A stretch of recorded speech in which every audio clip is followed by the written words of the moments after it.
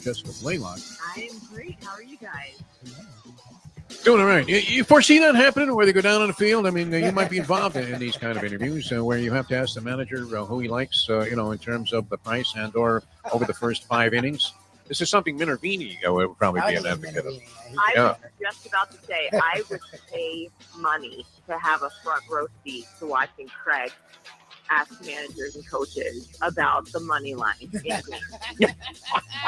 Sign me up for that. In-game would be so great. It's bound to become a requirement, I would think, of any kind of sideline reporting or field reporting, because they come so close. I mean, to having the commissioner himself actually pick the games. The time. Wake up with Defo, joined by Lubie. Welcome to the Defo Show.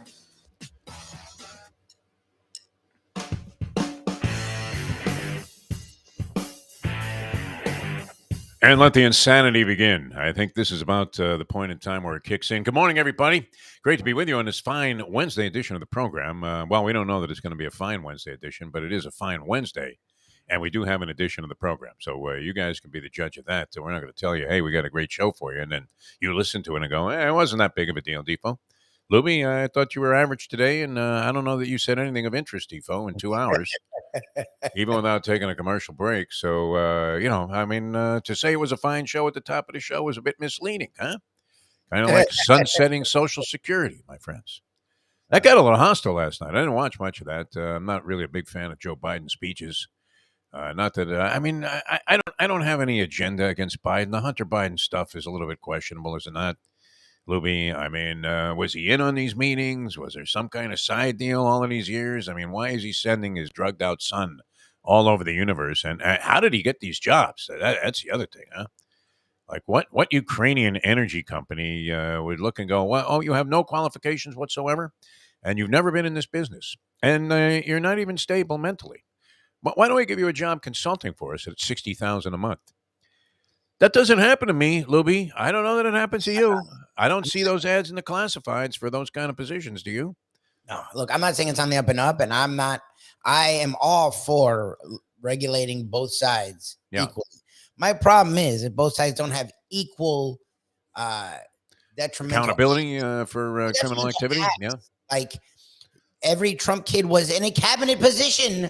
Oh, yeah. Yeah, no, that was crazy. They weren't doing any job. And the My Pillow guy was the Secretary of fucking State. Billions. Unbelievable. Yeah. I get it. They can do their bad and it can stand on its own. But my thing is, if your party is the one that was honoring billion-dollar deals with the Saudis directly and openly, that had nothing to do with our government, shut the fuck up. Like, that's my problem. Like, the focus on Hunter Biden is such a stupid non-distraction. Like, the rest of us are focusing on the roads. Like, literally everything they're throwing out there, to me, yes, Biden sounds senile and old, but he's doing a fucking good job. Because if you're focusing on books, it seems like he's trying anyway. And lesbians and drag queens, and you're not focusing on the drag queen problem, has to be eradicated, does it not, Lubie? I was just thinking that this morning. Geez, what are we going to do with all these drag queens? Who cares? Somebody wants to dress up like a woman, fine. I don't have a problem with it. I'm not. Why should I? I have my own. Everybody has their own individual neuroses and things that they do that they probably wouldn't want anybody else to know in the universe that they ever thought or did. Right, Louis? I'm sure you have a few things. Oh, like that. Good. Yeah, of course. I'm a little. Because we're all mashugana in our own way. Yes. But the way to deal with it is to gamble, and that's where we are today. It's lesson number one. That's the way to deal with it. This is the Wednesday before the Super Bowl. Now, normally, I wouldn't say normally. We did this for probably 11 years of the 12 that we were in action there at WINZ 940, which, now has the Miami Dolphins as they're the flagship station again for the Dolphins, even though they have no sports programs of any local interest. You got Brady Quinn coming on in the morning. The guy... did they still have that show even? I don't even know. Those shows change configuration all the time, right? Keyshawn Johnson, 1 minute he's on the morning show. Next time he's on First Take. Then he's on this, then he's on that. And it seems like the rotation, they're playing a tighter rotation than Bobby Knight did, I think, in NCAA championship games. Because I mean, he's really. It's like Scott May, and there are going to be 4 other guys out there in the court, and that's it. You're not going to see any subs coming in. Doesn't trust anybody. But it does seem like the roster of ESPN and the rotation of ESPN experts has been narrowed down, right? Because you have Dan Orlovsky on every show. He's on every show commentating. I mean, any football show, anything football related, track and field, man. They got Orlovsky out there. Well, I remember Skeets Nehemiah, man. He ran a 5.9 in this event back in the Wanamaker games in the late 70s. Like, okay, Dan. Expert on everything, which seems like a nice enough guy, and his delivery is actually good. Good performer. But every show, like NFL Today, NFL Tomorrow, NFL Yesterday, every single show that they have. I mean, they got Orlovsky on there, and who's the other guy now? I'm blanking on his name. Ryan Clark. Ryan Clark, yeah. And then of course the guy that was on Louis Riddick is on everything. And Stephen A. Smith is on everything. I mean, if they're, talking about the earthquake in Turkey, they got Stephen A. Smith out there. Well, you buildings? What kind of structure is he? I know. I was talking to a professor about it yesterday. I'm like, why is it they only it's Stephen A., Greenberg, and Max Kellerman, and that's it. Those are your guys. Yeah, everything. It is amazing, right? I mean, you're watching women's field hockey. There's Stephen A. Smith on the sidelines. Can you believe these girls? They can hardly play. He's screaming. All right, Steve. Don't hemorrhage over that. It's field hockey, for God's sake.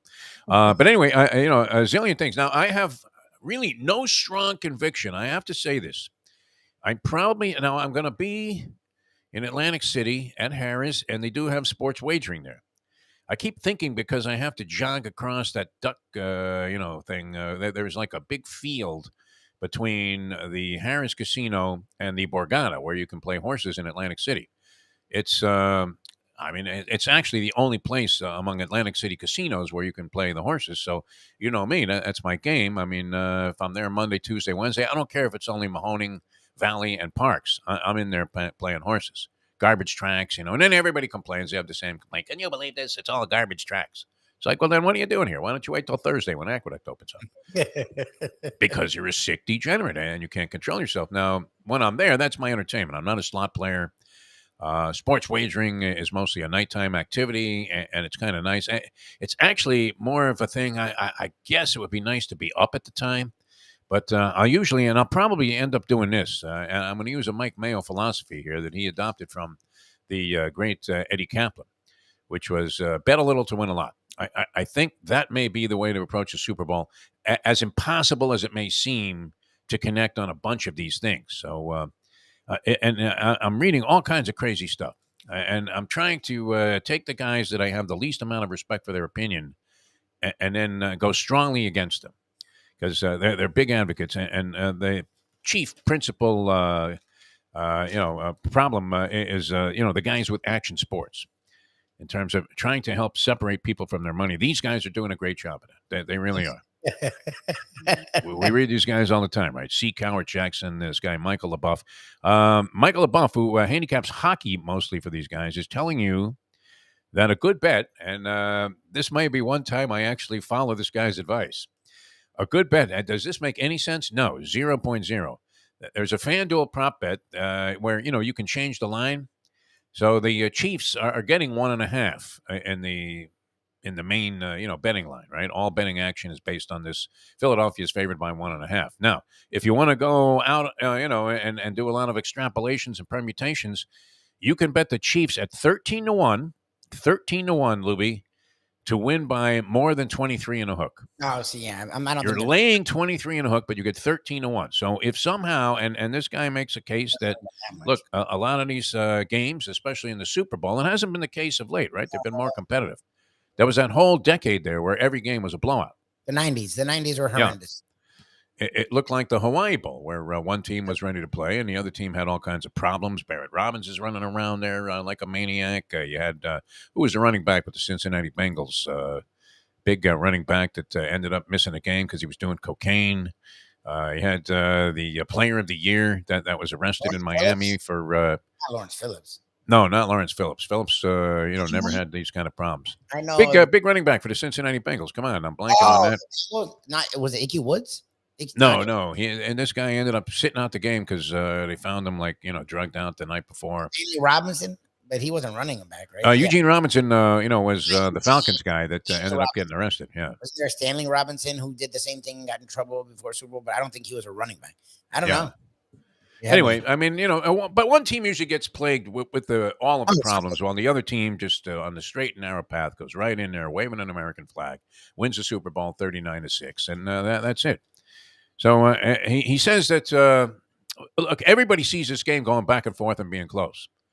Correct. Most people, the majority of opinion that I've heard on this ball game, Lubie, is that it's going to be. It's funny because both teams. I mean, Philadelphia is supposed to have this great defense, and the running game, and yet people are expecting a shootout. Does that make any sense? How could this game end up, at a pace of a shootout if Philadelphia is controlling the line of scrimmage on both sides of the ball, and then is able to run the ball effectively? And Kansas City, obviously is going to have to rely on very early on Mahomes throwing the ball and making big plays when he may not be capable of doing that. If anything, you would think it would be a Philadelphia blowout would be more likely than a KC blowout. I think Kansas City wins, but it's because it's going to be close, and I think Mahomes will be enough to win. Like, if everything goes wrong, Stanley Wilson, that's a guy. Yeah, good job. Big possum coming through with that. Thank you. If the injuries are an issue and the Eagles' lines are just dominant, I could see them doing what they did to the Niners, where slowly and surely they separate and win by a larger margin. I don't see that. The Chiefs winning, I don't know. I don't see how the Eagles are too stout up front on both sides to just fall flat. Like, I just don't see that.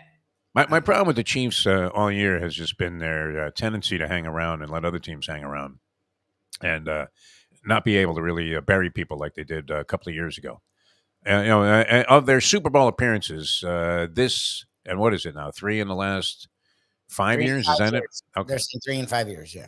This would be the most tentative I feel about the Chiefs because of the way that they performed throughout the season. And most of the games that I watched, they were failing to cover point spreads. Late in the year, they covered a couple of spreads, and I think they dodged the bullet of being the worst team against the spread all season long. Tampa Bay might have held that distinction with the great Tom Brady having statistically an outstanding season, but in reality, I mean, the team was sub 500, and it was the first losing year for Brady in what was his entire career. Amazing. But anyway, so I'm trying to fish around is what I'm saying, Libby. I'm looking at some of these wild prop bets, and I'll be in a position to play them. So, I mean, okay, so you're scratching that theory right away. I would tend to agree with you that whatever money you're betting at Chiefs minus 23.5 is probably going up in smoke, no? You can put $10 or some stupid number that you don't care about, but I wouldn't put real money on that. I don't. You imagine? I mean, imagine the guy looking at you. You want to put $10 on that? 20, whatever. People usually bet hundreds. So if you 25, whatever is a low number for you is what I like. That to me seems like a very small possibility. That would be a hard thing to have to root for, wouldn't it? The entire game. You'd be stressed out the whole game. Imagine you lose to a backdoor cover by the Eagles, who get a late meaningless touchdown to bust up your 13-1. Oh my God! They get a dumbass Mike Tyson logo. Yeah, and you've got it hooked up to another, couple of outrageously impossible props to hit. And this is where FanDuel and DraftKings are making all of their money now. Yep, they're not making it off the player that comes in there and bets $200 to win on the Chiefs on the money line. They're making it off these guys that are betting these prop bets. Yep, and there are a zillion of them. Okay, I have a new list here. And then there's a whole bunch of Mahomes and Hurts prop bets also. I saw Peter King yesterday in an interview. I think he was on Pardon the Interruption. Peter King, who usually has an opinion that people respect, correct? Yeah, he's fine. He's worried about okay. So I was thinking to go against a couple of the things that he advocated. Okay. One of which was whatever number of yards they post for Travis Kelce. I'm not sure how many receiving yards they have as an over-under. He said take the over. That the only chance the Chiefs have is to keep throwing the ball to Travis Kelce throughout the ball game, and that he's going to be targeted 115 times. And of those, if he catches 10 passes. So you would think that, at least according to Peter King, who, as I said, I mean, I don't know from a gambling standpoint, but in terms of his overall knowledge of professional football, you would have to say, respected for his insight? Is he the Woj at one time of professional football, Peter King? has that Monday morning quarterback thing. Obviously, very successful. He was wearing an NBC shirt, so he's doing something with those Yeah, guys. he does Sunday Night Football. He's a correspondent on Sunday Night Football. Was he breaking news guy though? I don't know if he was breaking. He did long form stuff. I don't think of him as breaking news guy. Like I don't know about breaking news so much, but okay, yeah, you're right. If you're going to compare him to Woj, yeah, Woj is like Schefter. They he's want Schefter, yeah. to know that they broke the news, and they were one of the early people to make sure. Or Mortensen was really big into doing that years ago. Peter King, I don't know who it would consider. I don't know who I'd, but as an analyst, I guess he's respected. Yeah, he's a good analyst. I don't know though. I talking to Joe Valerio the other day. He makes it seem like the receivers outside of Hardman are pretty gonna be there, and if they're there, they're gonna spread the ball out. That's the whole point of the no Tyreek Hill is that they spread the ball. Like they don't pound it to Kelsey like they don't do that. So I'm thinking I'm going to take the under on number of receptions and yards for Travis Kelce. So of course he'll catch one and run for 57 yards right off the bat. Imagine losing that bet with Caleb Williams of USC. That was probably the worst beat of the season, was it not? If you had the over under on number of yards that Williams was going to run for in that USC Utah game. And he already had 79 yards, and the number was like 39, and then he got sacked 16 times because he couldn't move and lost all of that yardage to his rushing yard total. And the people that had, I mean, it was beyond Money in the Bank. I mean, this was like finding out, I ever see, what was the movie Blow, right, with Johnny Depp? Yep. Where the guy ends up finding out that all of that money he had, the Panamanian banks had gone elsewhere. Gone. And he couldn't even like withdraw $8 to take a cab back to the hotel. That was it, right? Millions of dollars up in smoke. But I mean, I'm thinking that this is going to be a really really tough call. But I'm going to go then under with Kelsey because Peter King likes the over. Nothing against him personally. It's just here's an expert on TV telling you that this bet is a cinch, and you're thinking, okay, they're never going to throw the ball to Kelsey. He'll be a decoy the entire game. He'll be Paul Warfield for the 72 Dolphins, a decoy, even though he's brilliant. That could be. I don't know. I mean, where do you go with all of this stuff, Lubie? I mean, what are you thinking? I still, I mean, even though I'm going to end up betting the Chiefs just because I said I would, and I'm going to be among all of those Philadelphia fans at Harris. And you know that they're all going to walk out of there like looking for body bags after they send it in on the Eagles, no? The Chiefs actually win. Chiefs won't have two fans at this Harris party that I'm going to. Depressing as hell. Everybody's going to have cheese whiz smeared on their face, a pretzel in one hand, a cheesesteak in the other, and, that's going to be that, right? It's all over. Is there a Philadelphia beer that's popular? Is there a beer that's more popular in Philadelphia than others? Pittsburgh would be what? Iron City, which does anybody know? Anybody recall? I've had an Iron City beer. Is it the equivalent of what Rheingold was in New York? Well, good. Just awful. Utica Club wasn't a bad beer, but, they had no teams in Utica. Iron City beer. Oh, what's a Philadelphia beer? They're considering. See, Yingling, I thought was. I know it's a Pennsylvania beer, so maybe Philadelphia. Yingling. I like Yingling. So that's what they're going to be serving at this party. Bunch of Yingling. It's like it's my favorite American beer. Yingling solid. I mean, I guess I know it's a Pennsylvania beer. I don't know if it was Philadelphia. Well, I mean, and St. Louis obviously would be Budweiser. I mean, their headquarters. So Kansas City, not far off that path, right? Yes. What are they about? Are they 60 miles apart? What's Kansas City and St. Louis in terms of geographical proximity? Not exactly sure. But and St. Louis fans are not really Kansas City fans and vice versa. So, you don't see a lot of like Royals fans being Cardinal fans also, or, and people from Kansas City not necessarily becoming Cardinal fans. That's for sure. Maybe some Budweiser will be served there. The only thing I'm sure of, the only bet that I'm absolutely positive of, and I haven't seen this posted as a prop, is that Andy Reid weighs more than Nick Sirianni. That's the only thing I'm sure of, okay? If they have an over-under, who weighs more? If they had a weigh-in, I'm pretty positive. Although, sometimes you're fooled by this. Like the fat guy weighs less than the guy that's built. Yeah. Muscle weighs more than fat. But I would be absolutely 1,000% positive. I don't know what they list these guys at. Do they put the height and weight of coaches in the media guide or the yearbook or anything? No, they wouldn't do that. No. and if they are putting Andy Reid's weight in there, they're lying about it. They're lying. It's like the center that they say is 7'3", but he's really 6'10". It's like Harold Miner, man. I was standing next to Harold Miner. He's listed as 6'3" or something. Yep. Might have even been listed.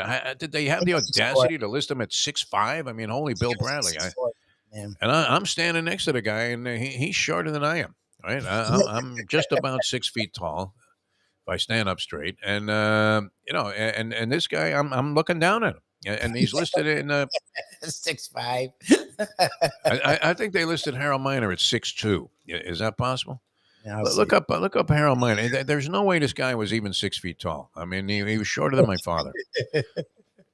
Unbelievable. All right, let me try and go through a couple of these things here, Libby, and see where we can make some money if we can find big prices on a few things. Would you bet that? Okay, so here's one you could combine. 6'5". 6'5", 210. Maybe at the end of his career. When was he 210? He was like paper thin. Calvin Murphy was taller than this guy. 6'5". 6'5". Can you imagine? I mean, 6'5". They made him a linebacker. I know that's total BS. I mean, I know that for a fact. This guy, I mean, he couldn't touch 6'5" if he was on stilts. 6'5". That's ridiculous. Oof, 6'5", 210 in the mid-90s. So what do you think they list? If they were going to list Andy Reid's weight, I mean, can we guess Andy Reid's weight? I could probably find something. That would be, that would be one of the more interesting props. Guess Andy Reid's weight and then actually weigh him naked before the game. Would that be a TikTok sensation? How much money can we pay Andy Reid to do that, right? Not enough. Not enough? No, he's making plenty of capital. All right, so here's one. I mean, if you really wanted to stretch your imagination, right? You have the 13-1 on the Chiefs laying 23.5, not getting 1.5. So a 25-point differential from the actual point spread. You're going to go ahead and bet into that at 13-1 odds. And now if you parlay that, I mean, you're figuring if they're going to win by 24 points, that's 3 touchdowns and a field goal, Libby. They're going to win by that margin against a Philadelphia team that was dynamite all year long for the most part. I mean, what do they have? 3 losses on the season? I'm not sure what the circumstances were of all of those losses, but it seemed to me every time I was watching Philadelphia, they were wiping the floor with somebody. You had Jalen Hurts looking every bit as dangerous as Patrick Mahomes, even though you would have never sensed that the two had anything even close to a similar skill set. If you watched Mahomes, beginning his career as a pro, and Jalen Hurts, especially in the latter part of his college career, where the guy actually is benched in a championship game by Nick Saban. Not one of those coaches that you would think would be inclined to go with, what appeared to be a panic move. Not that he was panicking, but I mean, but I mean, Hurts was that bad that Saban didn't even have enough faith in him to leave him in the ball game when he was already in the game. And guys in the rhythm of the game, you're going to take a guy ice cold off the bench who hasn't really done much, hasn't played at all, and throw him in there, yeah, and then let him throw the ball deep on top of that. Yep. Had no faith in Jalen Hurts, Nick Saban at that point, and the guy leaves the program, ends up at Oklahoma. How did he do at Oklahoma? Okay, it was great. Remember, great. Yeah. He was a Heisman front runner for most of the year, and then the last month or so he tailed off. But he was a guy that totally changed perspective. Lincoln Riley changed the National Football League's perspective of Jalen Hurts. He was supposed to be like a 4th, 5th round pick, and then he was rumored to be a 1st, 2nd round pick, and ended up going in the 2nd round because of Oklahoma, not Alabama. All right, let me speculate about something that I also have absolutely no idea about. But we're falling into very typical sports talk patterns here. Watch LeBron. If you want to, speaking of sports, typical sports talk thing. Yeah, LeBron, I did watch some of that. I didn't actually see live the winning. I mean the. I don't know what time it was. Historic basket, but he scored 38 in a close game. So that means he must have scored it at the end of the game. So he had 20 in the first half. He was in a pretty good position after the first half. He was even talking to his kids. Both were there, and Bronny and I don't know the other James. Bronny and Bryce. Yeah, they were both at the game. But you could see what was going to happen. The writing was on the wall, and he said, "Hey, look, I need 2 8-point quarters." You're thinking LeBron James needs 8 points in 2 different quarters to break this record. But when you saw the assemblage of celebrity and star power talent, both from the sporting world and, from music and entertainment, because, of course, they had the Grammys there, right? Sunday night? Yeah, it was this So weekend. all of these guys, a lot of whom I guess are based in L.A. I mean, you do have some New York-based people there, but when Jay-Z, when they panned to Jay-Z and he was in the crowd, and there's LL Cool J and all of these cats are there. McEnroe's sitting there in the front row, and then of course you had Magic and Kareem. Now I was listening to a sports talk show yesterday, and I can't tell you which one it was because I don't know. When they But also, whoever was on the air was speculating that Kareem really does not care for LeBron James. Is that true? there's like a thing. And I Yeah. don't know what the thing is, but there's a thing. Yeah. I mean, Kareem is sort of a detached kind of guy anyway. I mean, Always was he's not the easiest guy to just, roll up to and go, hey, Kareem, how the hell are you? Right? Can I buy you a beer? He's not likely to be inclined to take you up on those offers. In fact, I mean, we had an experience with Kareem where, and it was with the lovely and talented Leslie Visser and the Duke. And they had flown us up, the Mustang and I went with them on a one-day junket to New York, Duke's private plane, to see Christian McBride play at a jazz concert that he was putting on in New Jersey. Okay. Somewhere, I guess, where do the Devils play? Is that at the Meadowlands? Oh, I don't know. No, Or they like, must have is done there it. an arena right by the Meadowlands there? That's Yeah, what I want to say, but maybe that's changed.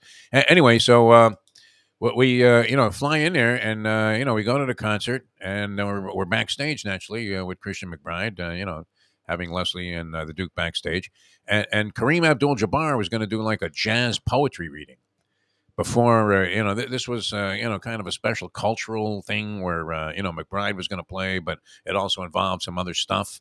Who else was there? They had like a crossover thing with athletes and musicians. And Kareem has always been deeply into jazz. I mean, from what we know, I mean, he has like a big time jazz collection and was always interested in this sort of thing. So it fit. But we're in like what would be the green room there, and how Christian is. Christian McBride, the great bass player, super friendly with everybody, big smile on his face. And Kareem literally was like in a corner, almost in the fetal position, and didn't really speak much with anybody. And I don't know that he's essentially unfriendly and doesn't like people, but he seemed to have one of those Ricky Williams type of things, right? Where So he wanted to keep his helmet on while he was doing the interviews. Crazy, right? You wouldn't expect it because he's kind of outspoken now, and he's always had an interest in political things. I could see where he would not be pleased with some of the things that LeBron James, more what he does not do than what he does. He's Right? against nature, yes. Yeah. But he was there, and he seemed to be more than enjoying the fact that it was inevitable that LeBron James was going to pass Kareem, sometime this season with like 30 games left to go, and he's already right there on the cusp. But you could tell that it was going to happen. It was on last night. I didn't think so. I actually sent our good friend Jim Sarney a text. Said, you know what? I think LeBron does one of these things where it's all about the team. They ended up losing to the Thunder, who they were favored by 7.5 over. And they're half game And behind. They're actually behind the Thunder. yeah. 13 spot. LeBron was great, though, in the game. I mean, you couldn't take anything away from what he did. He had 20 in the first half, so he kind of breezed to this thing in the second half. He knew he only needed 2 8-point quarters, and he was going to do it on the home wood last night, and have this big spotlight in front of because it's tough if you're going for one of those records. Remember when they tried to drag Hank Aaron around? Yep. Was Barry Bonds was about to eclipse his 755. On record, yeah. Yeah, it was horrible, right? Because you didn't want to have this guy schlepping to a million ball games. Bud Selig wore himself out following around Barry Bonds, and what usually happens in these spots, although it was it's not quite the same, is the guy's sitting on 2,999 hits, and then he goes 0 for 16. Yeah, it takes him like a month. Right. You got 499 homers, and he doesn't hit one. Look what happened with Judge. When he was going for 62. Yep. All of a sudden, he probably dropped the batting title in the process of pressing a little bit to get to 62 after he was already sitting there on the number with Roger Maris. And, look, he went several games, a long time without connecting, striking out all the time. So now you're watching the guys. That was unlikely to happen, but, you would have thought maybe, that LeBron does one of those deals where it's all about the team, capitulates to the team, and doesn't go for the record last night. But No, too too many much. people were in play there last night. Too many celebrities in the crowd. So a hell of an accomplishment, right? I mean, and furthering, putting another, a giant credential on his case to be considered the best basketball player of all time in NBA history. I don't know. Do you give him, are you ready to give this guy the nod over Michael Jordan? Look at the way this guy's performing at 38 years old. That's the amazing thing. He's in his 20th season. Yes. This was it, for Kareem. Sayonara, 20 years. It looks Kareem like LeBron could play another 5 years without missing a beat. was at the end. Like Kareem still was competent. Like he wasn't done, but he wasn't Kareem. Like LeBron, literally, if you watch him play, He looks better than he did like in his rookie year. He really does. doesn't look any different. It's fucking weird. At the peak of his talents, and championship caliber form, I don't know that he was any better than he is now. Doesn't look any different. It's really weird. Like the guy I guess spending $1 million on your body a year is worthwhile because it's been amazing for him. Hey, look at Brady, man. I mean, Brady looks like he's 25 years old. His body may not feel that way. I mean, one of the remarkable things that, Brady took his share of pounding during his, years in the National Football League. 23 years in the NFL, right? At the quarterback position. I don't care what kind of protection he had. Now, we saw Brady get buried any number of times in every individual season. I mean, the Dolphins And, killed him. and just he looks like he went out for a swim in the morning, in the Gulf of Mexico, doesn't he? I mean, nothing. I mean, has really changed. He looks better than he did when he came into the league, actually. Honestly. James is kind of entering that category, and the only difference in the credentials now. I mean, think about it: he's the all-time NBA leading scorer. Is Michael Jordan that? No. No. I do remember. I mean, before when people first took notice of LeBron James, I guess maybe when he was like a junior in high school, people started really. Getting he was attracting international attention, and everybody knew he was going to be, the number one pick in the NBA. He was going to come straight out of high school, and I remember there was speculation that his perimeter game wasn't really strong enough for him to, go, long term in the pros as a top flight player. Although the rest of his game, everybody thought, wow, I mean, just incredible because he still drives to the basket with literal impunity and. It doesn't matter how many steps he takes. He's going to get the foul call. No, really. I mean, him and Antetokounmpo. I mean, you would have to say should never complain about being whistled for traveling. It's insane. But then he's also like leading fast breaks. He's a recipient of passes as he's streaking down the court. There, he's five slam a jammer. I mean, putting on like showboat type of dunks. Hitting jumpers. I mean, last night he had a little stretch there in the second half where he canned a couple of threes. I mean, these were from the Coke machine. And yet he just, flicked them up there. I mean, I remember when he was with the Heat and he would flick a shot, from just inside half court and it was like nothing, right? Remember what a heave that was? He used to have almost shot put the thing, right? Yeah. Here's Kurt Bunk. I think he was a discus thrower. All these years I had him in the shot put. Kurt Bunk. The East German Flash. Anyway, I mean, couldn't you make this case very easily that this guy had the best pro basketball career of anybody? Right now, I mean, and he's going to probably tack on a couple of more seasons, no? Well, I heard someone say this, and this is probably what it'll be so that they can differentiate it. If he's not the best ever, he's the most decorated. I mean, he will annihilate this record because he still is going to play another year or two. So he's going to annihilate this record. And he's going to end up being like top 3 in assists. He'll be somewhere in steals. He may be decent in rebounds because he rebounds well. Like he's going to be. He averages doesn't he average about 8 a game? I mean, for his career, 8 rebounds a game. Everything, and who knows if he wins again? I mean, plays all 5 positions. I mean, with equal ability or somewhat equal ability. Brings the ball up. I mean, he can play in the post. Jordan was great. But Jordan didn't sustain this level of play for his entire career. And also it took him a while to win where LeBron James was under this pressure.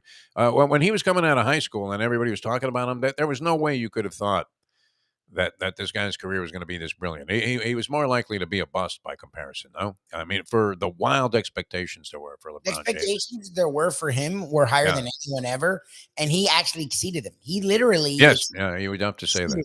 It's crazy. And he's had never, ever, ever, outside of the not willing to talk shit about China, he's not had any off the court, none, no baby mamas, no, he's with the same woman, never been popped for anything. Like, Yeah. he never had. I mean, imagine the scrutiny. Somebody's got to be out to get this guy at some point, no? Yeah, a ton of people. What do you mean? They're open. Skip The Bayless. Proud Boys. I mean, they probably want to egg his house. I don't know. I mean, it's crazy. But no, I think I have to give him the nod. I really do, Lubie. I know these things are impossible, like we were talking about it with Brady when he retired. And I don't know why it's necessary to characterize somebody as being the greatest ever. Because, it's also very difficult to compare different eras and times, going way back. I mean, people would talk about in baseball where there were no Latin or black players. Okay. So was it easier for a guy like the Bambino to dominate? Yeah. Could he have dominated if there were a lot of Latin and black players? Yeah. I mean, it's possible. Magic Johnson, could he play today in today's NBA? How good would Magic Johnson be? Yeah, you got to. With his court vision and his ability to distribute the basketball, maybe like nobody else we've ever seen, huh? In addition to scoring in a wide variety of fashions, even though, I mean, his pure shot, Magic's Wasn't great. was nothing as good looking as LeBron, who developed into a very, very competent outside shooter, did he not? I mean, but he hasn't gone the Jordan route where Jordan became a jump shooter in the latter portion of his career. That's all he did. Plays the same game. Yeah. They literally said it last night. An overwhelming power game combined with a brilliant perimeter game. Like, he's 38 and he still's the scariest person on the open floor. Yes. I'm like, oh yeah. He's scoring. If he's driving to the basket, he's either scoring or getting fouled. We're both 100%. Yeah. Like, really misses. I mean, a pretty good finisher for a guy that's making those kind of moves to the basket. Almost Kyrie Irving-esque. And 4 championships versus 6 would be the only argument. I think, if you look at like 11, he's been 10 times. Yeah. Like, why is that not like? Why do we not keep track of that? Like, just getting there is Jordan. So it's better to not to have all the. He never lost. Well, that's one of those things that the staunch supporters of rings are the things. They'll always say too. In that spot, in the big spots, he never lost. Took him like 6 years or 7 years just to get there. LeBron was there in his 3rd year with a shit team. That team sucked. And he was there. Like that. It's so weird that doesn't matter. Like, my team, we want them to go to the title game. But if you're LeBron, it would have been better for him to miss 6 finals, but go 4 for 4. Like, I mean, and that's the thing too. I mean, unless there had been some just absolutely disastrous bonehead trade made for the draft pick, LeBron James obviously was going to go to a really crappy team. Yes. And, it wasn't going to be easy for him to immediately turn them around, but he did, in essence. And, like you said, had him, as a championship contender his 3rd year in the league. Whereas Michael, it took him a while. It was not quite O.J. Simpson-esque, but took him a while. And then wasn't he kind of impeded by an injury early in his career? Wasn't that part of that documentary? Second year, he messed with his ankle. And then he came back and it was like another dude. It was like a new level. I mean, to play at this pace that LeBron James plays at, that's one of the things at 38 years old. And also, I mean, he has missed time in a couple of seasons, more so recently than earlier in his career. But, I mean, for, by and large, considering the kind of game that he plays, and that he's always mixing it up in the middle there at both ends of the court, this guy has been extremely durable, unbelievably so. Speaking of, what we were talking about, Andy Reid's weight. Speaking of dead weight, I mean, are the Heat? Do they have any chance of unloading Kyle Lowry? No chance, right? They did trade your man Dedmon, and got back. What did they get back for him? Nothing. They didn't want anything, right? Just wanted him out of there. When he threw the sneaker on the court, right in front of Eric Spoelstra. Cash considerations, literally. Like, that was pretty much it. Yeah. On purpose. They cleared a lot of cap space, so now they can go get a big name if they want. I just don't know what they have that other teams would want. Will Kevin Durant be in a Heat uniform by Thursday night? Nah, Durant will get moved this offseason. He's not going to get moved now. The Nets, this guy Cam Thomas, that's the other one. Wow, what happened with this kid? He scored 40 again last night. 3 straight. Yeah. Phoenix did everything they could to try to choke that game away. That was incredible. My man Devin Booker came back, by the way. And DeAndre Ayton, who we were talking about yesterday on the show, I mean, really was the life of the party there for the Phoenix Suns. He sparked that victory. Chris Paul was out there. He didn't look as old as he has, at different parts of the season. I don't know that he did much in this game, but at least he was on the floor. And but at the end of this game, I mean, the Phoenix Suns were horrendous. They were up 10 with like 2 minutes to go and nearly blew this ball game. The Nets came back without anybody, right? I mean, Irving is gone. You still have KD on the bench, and with nothing with this guy Cam Thomas. Where did he come from? What was he doing before, Louis? Because that's now 3 straight nights with 40 points plus. And there's always this age distinction now. He's the first player to do it who's been under 22 years and 316 days old since Jerry West. It's amazing. All right, we're going to come back with more. We have a lot more to do here on the program. So we have nothing, right, so far? Would you parlay laying 23.5 with Kansas City at 13-1? I mean, do the math on this. To Mahomes, 5 or more touchdown passes at 10-1. So that's got to be an enormous ticket. If you put $20 on those two things, the odds of them happening are, more likely sub 0.0. Especially the 23 and a hook victory. I mean, do you envision in any way a blowout win by the Kansas City Chiefs in this game? It's impossible, is it not, to envision a blowout for the Kansas City Chiefs, even though this guy, Michael LaBeouf of Action Sports, has looked into his crystal ball and he lays out and outlines a series of thought patterns that would lead you to believe that you had a chance to cash this ticket. It'll probably happen now, right? I mean, it's the most absurd thing that you could possibly propose to anybody. And if you wanted to separate people from their cash, well, why not just lay 30 while you're at it, right? That's my problem. Like, I actually think I really am strongly leaning Chiefs. If I was betting, I'd bet Chiefs. But I don't think. I mean, I don't see a runaway. I mean, if they win, I think they like sort of scratch it out and then hang on desperately. Yep. At the end of the game here is they do their best to spit the bit. And, they're an hanging horse in the stretch that gets up even with the other horses and then just kind of, Yep. Right? Chokes at the moment of truth. So, and they would have to be, they would have to be really on their game to combat what Philadelphia brings to the table. No? I mean, they have to have that offense clicking if they're going to do any damage in this game, which is entirely possible. Correct? Yep. What do the Eagles have? The best pass rush in all of the NFL, the best secondary in the NFC, supposedly. Yep. And any one of 11 guys who can sack the quarterback. Against a gimpy guy like Patrick Mahomes, who can barely strap on his shoes because his ankle is so swollen. I don't know. I mean, what are we missing here? I'm going to bet the Chiefs. Just to be an asshole, really. I mean, you know how deflating it's going to be for that entire room. There's a swimming pool in this area, a giant swimming pool at Harrah's. It's indoors, okay, and they have all these parties there all the time. So this is where the Super Bowl party is going to be. I mean, how many Eagle fans are going to be at the bottom of that pool, or floating face down at the top if Kansas City wins this game? I hate that you don't have Chiefs attire, but I would love for you to wear like an Andy Reid shirt. Or like a Chiefs shirt, and just be the stupid guy that's cheering on the Chiefs in a crowd of Eagles fans. I think in this particular location, I mean, there would have to be people that were banking on the Chiefs winning in this circumstance, correct? Otherwise, the line would get even fatter. I mean, if everybody in the universe, especially in gambling destinations like Atlantic City, what was sending in its money in bags for the Philadelphia Eagles, that would be, something that would be of significance enough to actually move the line, no? Like at least slightly. But I can't imagine. I mean, would you think there'd be an even number of Chiefs fans in this, or people who bet the Chiefs? What do you think, Louis?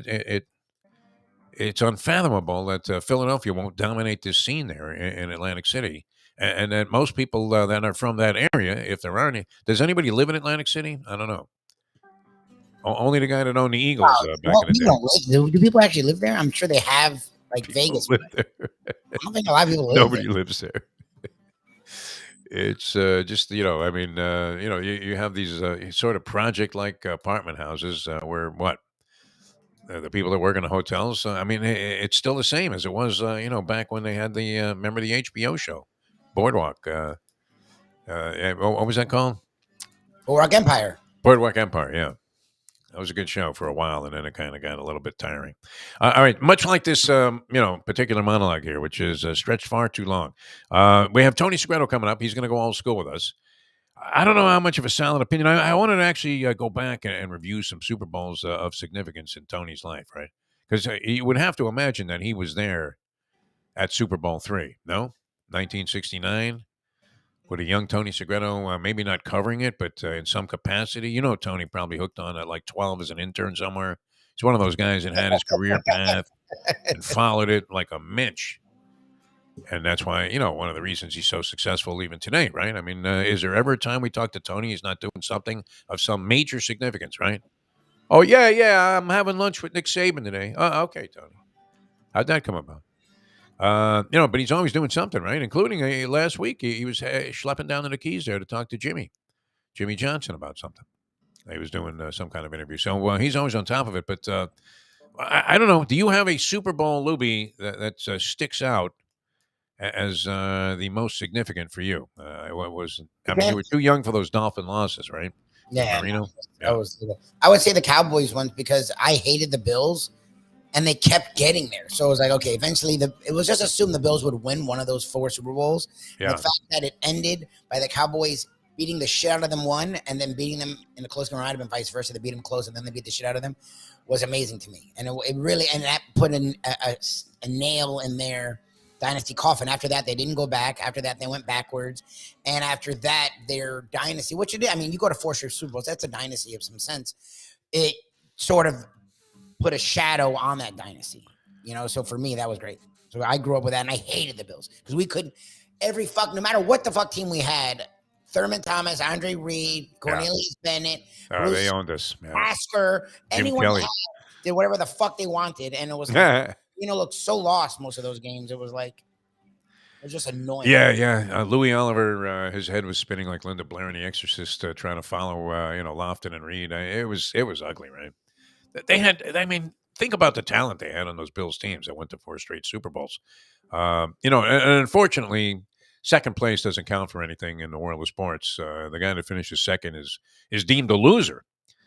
And that's the way the Bills will always be perceived as a team that chronically was, coming up lame in the big spots. One of my favorite Super Bowl facts, Lubie, is that a guy who was absolutely out of sorts after coming in on an all-night bender was the hero of Super Bowl I, Max McGee of the Green Bay Packers, who admittedly was like, seeing double as he was out there on the field because he was so hungover.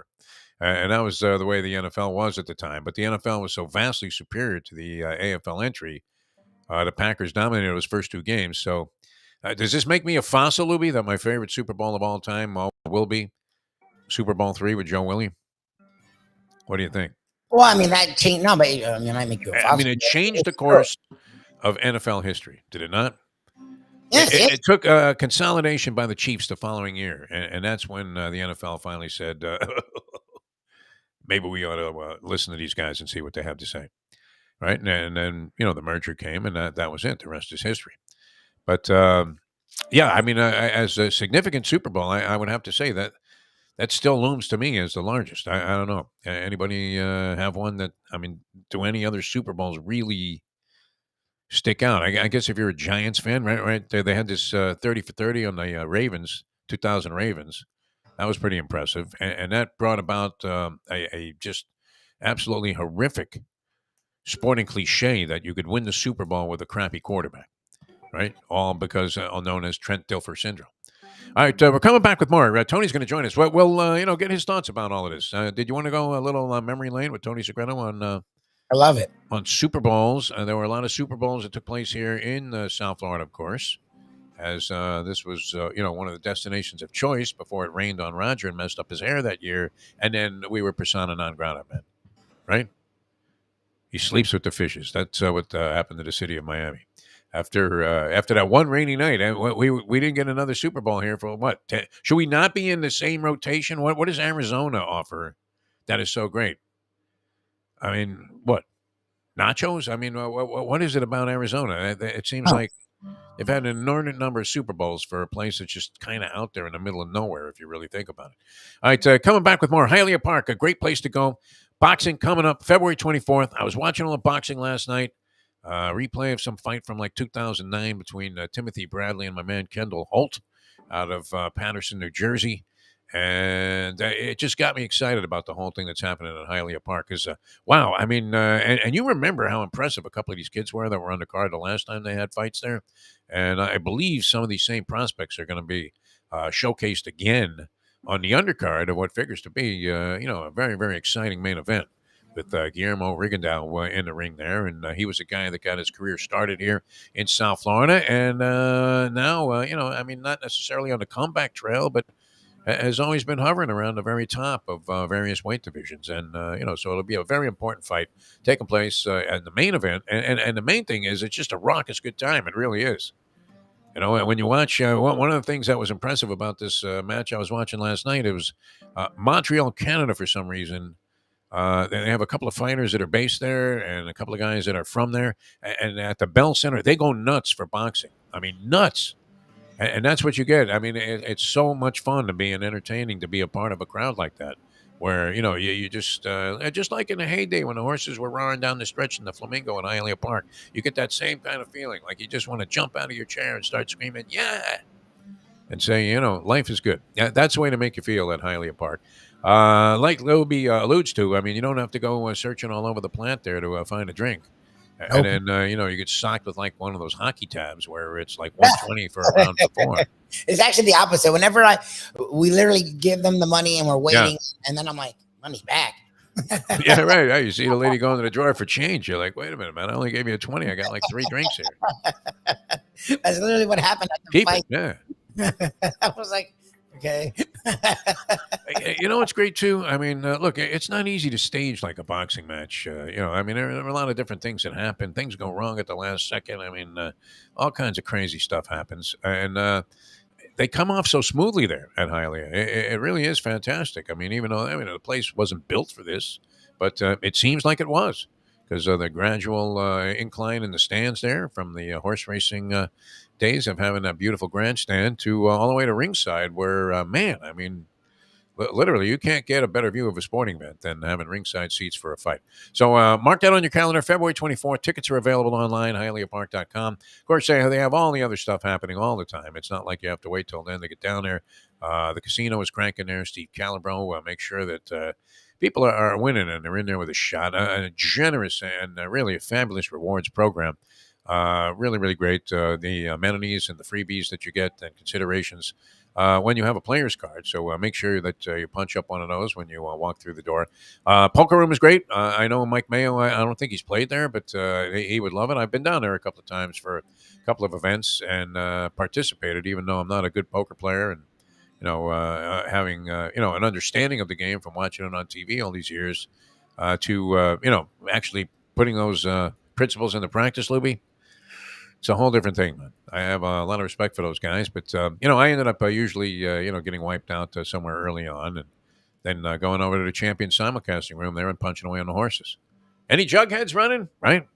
All of a sudden, you're betting the 13th race at Freehold, and thinking, I feel pretty confident that the 2 has a shot here, right? Having no idea what you're betting on, much like we are when it comes to the Super Bowl. Anyway, whatever your game is, you're going to love it. So check it out, Hialeah Park.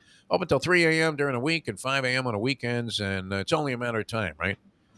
I think DeSantis is favorable on gambling because remember he put that pack together with the Seminoles. As long as he can make a big cut, he's in. Yeah, was it? Yeah, that pack somehow that left everybody else out in the cold. Yeah, he had a frigging deal that I'm sure was what people that have been in the gaming industry for 100 years. It was just like they're shut out.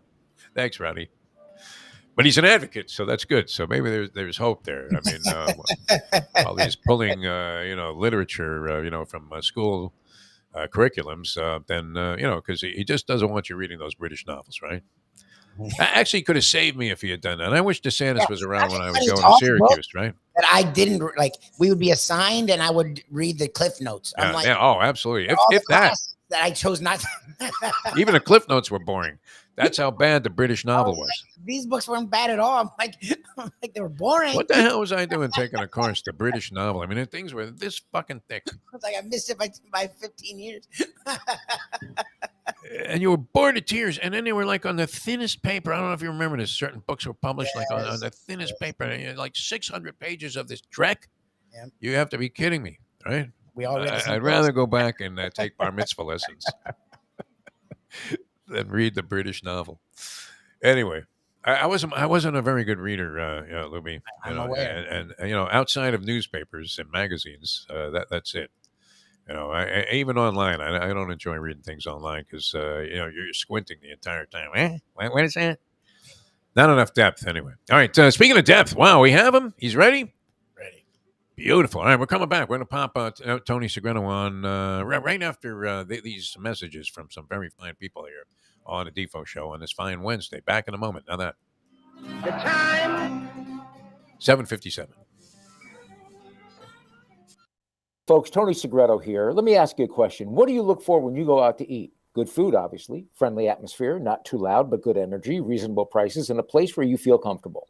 All those ingredients, no pun meant there, are hard to find unless you're talking about the Texas Roadhouse. You see, they encompass all of those attributes. Really, really good food, amazing atmosphere, good for a family, good for a date, or just a night out for yourself, and prices that will make you extremely happy. Their ribs, unmatched. Steaks, hand-cut every day.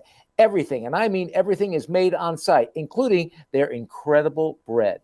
It's the one day, folks, that you can forget about low-carb diets. Trust me when I tell you, Texas Roadhouse, your restaurant, your destination when you say, where should we go and eat tonight? From the newly renovated sports bar to the beautiful bayside views captured at the Tiki Bar, Jimmy Johnson's Big Chill has it all. Located at mile marker 104, the Big Chill also offers waterfront dining while experiencing breathtaking sunset views of the Florida Keys. It's simply the hottest spot in the Keys to cool off. That's Jimmy Johnson's Big Chill at mile marker 104 in Key Largo. For more information, call today at 305-453-9066.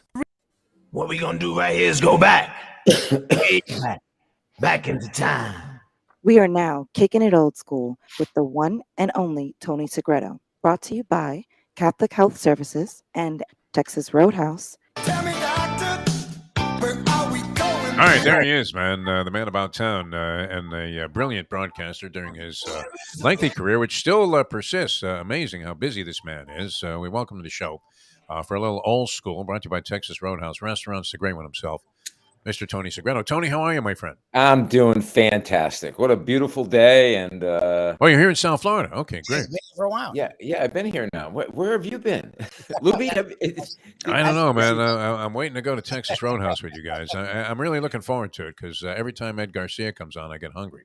We'll plan on it. We'll go in a couple weeks. I was actually at the Big Chill a week ago today. Oh, yeah?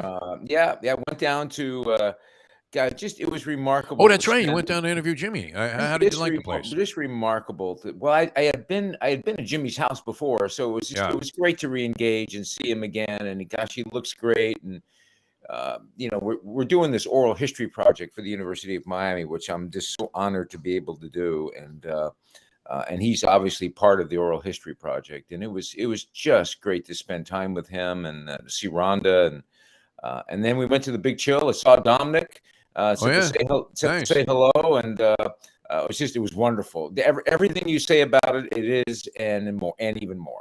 Wait, what did you have to eat? Did you have the Italian pizza? No. There were three of us, our entire crew, and it was lunchtime, and it was actually late lunch, and we still had a long drive, and none of us wanted to have something big and go like this on the way home. So it was. Especially once you get caught and there's no Starbucks or Dunkin' Donuts to stop at. So we just, he sent out some stuff as you would imagine Dominic would do. And I had just a wonderful mahi sandwich, and it was cooked to perfection. There you go, man. It's like Jimmy caught that fish that morning. And it's funny because when we left, Jimmy said, "Get the loaded nachos." Oh, yeah. Oh, he loves that. Yeah, his thing. Oh my Goodness Oh, you gracious had some? me. Oh, great. Oh great. yeah, we had those. Yeah, Jimmy, God bless him, man. It's Jimmy, just give him a Heineken light and the nachos, and he's good. And you know what? I'm with him. Yeah. I share a story where I was in Oklahoma City 2 years ago for the College World Series for the women's softball Uh-huh. with my daughter for Florida State, and after they lost their game and they were eliminated. My daughter and I and some of her friends, teammates, whatever, we went to this little place and just to have a couple of drinks and eat. Well, we're at this bar and there's like no food. I have you ever been to a bar where they had no food? I mean, zero Plenty of food, them, yeah. zero And many snacks. bars where even if they had food, you wouldn't want to touch it. Yeah. Anyway, nothing, right? So Yeah. we're having some beers and one of the Sammy's friends gets up and disappears for an hour or half hour and comes back with bags of tortilla chips and salsa and guacamole. And we wound up sitting there that evening having that for dinner. And Nice. I said to Sam, Shades of Mike Mayo there. yeah, I said to Sam, our daughter's home for a week, and I said to her yesterday, I go, you know what? I remember that day like it was yesterday, and how much fun that was. I mean, the next morning your stomach wasn't feeling too great, Yeah. but I. Well, and that'll be a lot of people after the Super Bowl parties. Oh, goodness. Sure, you've me. thrown a So- couple in your lifetime. I know I have, and it's always interesting. Although the games during that, as Lubie said, that era of the '90s, which was when I was inclined to do that sort of thing, socially, were horrendous. And the flowers would be in the punch like at halftime, and then everybody was bailing out. Right? They just left a whole mess in your house. Yep. And the second half of the game was inconsequential in a lot of those cases. It's We been used- better, of late. The Super Bowls have been actually exciting. we started this. Had this idea probably about 25 years ago or 20 years ago, and just thought I'd just do it for the heck of it. And we had just family over, and it was Super Bowl party, and I made up all these prop bets. Where Good for you, Tony. You were taking action as the house. so- I so- like it. No. So this was just like a family deal. So nobody put money in, but everybody took. I made enough prop bets where everybody had 3 or 4. Okay. Prop bets, whatever it was, first down, all those things. Right. And so the prize would be, I would go, like, let's say we had 25 prop bets. So I would go to the dollar store and get 25 tchotchkes, plungers, squeegees, things Those like things that. you stick your fingers in. Yeah, can't pull them out. exactly. Yeah. Chinese And handcuffs, they were And called. if you want a prop bet, you got to pick what you wanted. Yeah. So I'm thinking, this is just to be a little fun, right? It's kind of like going to Dave and Buster's. It's awesome. Exactly. Yeah. Well, this thing grew exponentially where our family started telling friends and friends to go, oh, can we come over? To where this party grew to like 30 people. Oh, yeah? Wow. I'm going, wait a This minute. is at your house? This is, yeah. I said, this is costing me more money at the dollar Booze store. alone, than I that's a ever- dime. ever thought. Yeah. So, Even if you're using so, cheap vodka in the drinks. And finally, once we started, spending a lot more time in Vermont and COVID hit, it sort of wound down. But Yeah. it was one of those times where it's just fun. Everybody had skin in the game, even though they didn't have skin in the game. And that's what I'll probably try and do this week. And you talked about getting gambling. You sort of alluded to it with DeSantis. I thought to myself the other day, if Vermont is trying to get legalized gambling in terms of where you could bet on your app, right? DraftKings, FanDuel, whatever. Why can't we? I can't. And why we think isn't we'd be among the leaders, but we know why. It's Tallahassee. I know why Hard Rock is amazing. Hard Rock doesn't have a sports book. It's just remarkable. Oh, they have it all set up. I mean, yeah, they do. They had it for a couple of days. Right. I don't know they have a real nice area there. Yeah, they do. It's all set. It's just it's incredible. It would have been great for everybody. I mean, it's been in the gaming industry. would We be. have a lot of friends. I mean, it's not like they're struggling. I think they're doing well enough with what they have going. But I don't even know. I mean, even if they didn't make a ton of money on this, they like to offer it to their customers because it kind of gives you a whole different dynamic if you're in these settings, which I will be for the Super Bowl in Atlantic City, and Harris and all of the hotels pretty much have sports books now. And they have one in Harris. So I would imagine, I don't know if they're going to set it up where the actual party is. You can make wagers. I would think they extend that out. But I mean, what's the big deal? People are doing it anyway. I mean, any number of people I know better sports right there in their phone app, right here from the state of Florida. Why wouldn't you want people in Florida to benefit? While these people are screaming about drag queens, they could actually be generating a ton of capital. But there's this notion that gambling is evil. I remember, and you were probably very good friends with the former senator and Governor Bob Graham, right? Oh yeah, Because, I mean, you played probably golf did a with him a lot of number of times. zillion Yeah, things with this guy. He seemed like a yeah, very affable, approachable guy, wonderful reasonable guy. guy. So I've told the story a few times. I'm on a Southwest flight. I forget where I was coming from, but I had to change planes in Orlando to get back home. And so this Southwest flight, this is years ago, when the Hard Rock first kind of like was blossoming. And so the plane is packed. There's one seat empty in the whole plane, and it's between me and this other guy. And you know how you are, as they're about to close the door, and you're thinking, "Oh yeah, great, no one's Yeah, sitting in the yeah, middle seat, and everybody yeah, else is yeah. fucked." Don't Right? get And excited.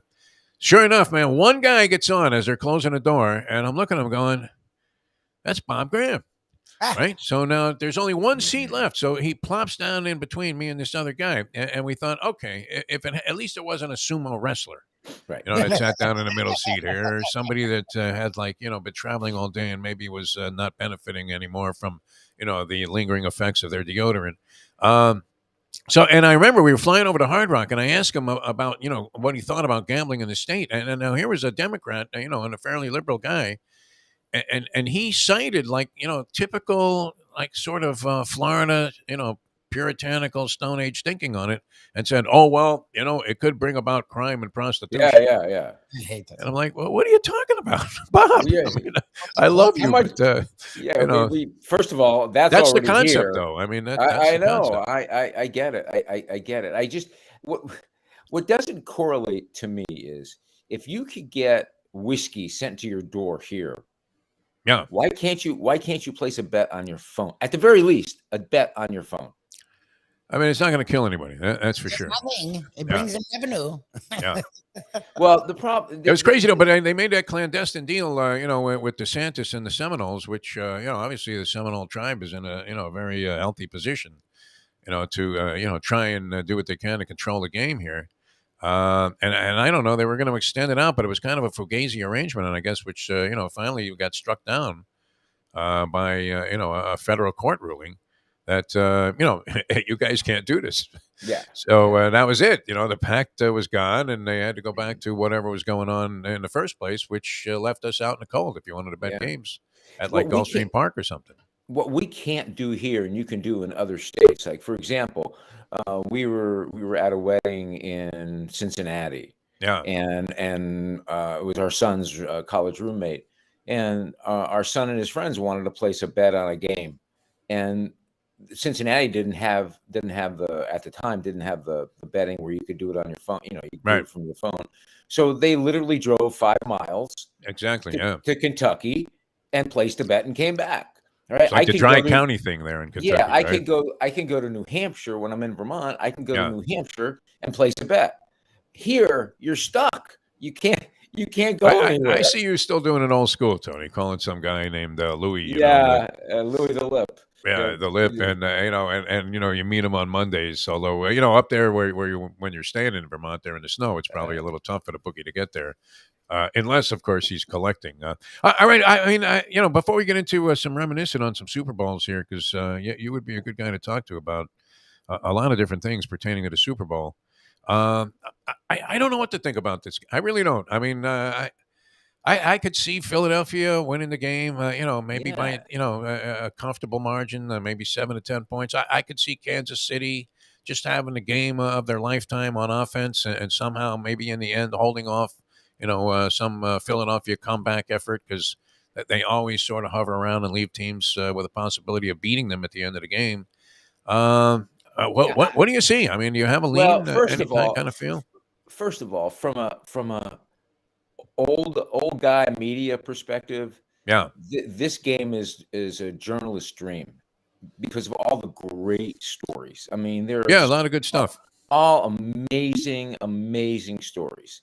But I was telling a friend of mine who's very sports savvy yesterday. I said, because he asked me about the game, and I said, there's no cowboy wearing a black hat in this Super Bowl. They're all wearing white hats. There's nobody you dislike. You know, I go, gosh, we were talking about it at dinner. Yeah. I love Jalen Hurts. I love Mahomes. I love Andy Reid. I love this new coach for Philadelphia. You know, if there's a lean, one day I'm leaning toward Jalen because of what he's been through, and the next day I'm leaning toward Andy Reid. And I see exactly what you're saying.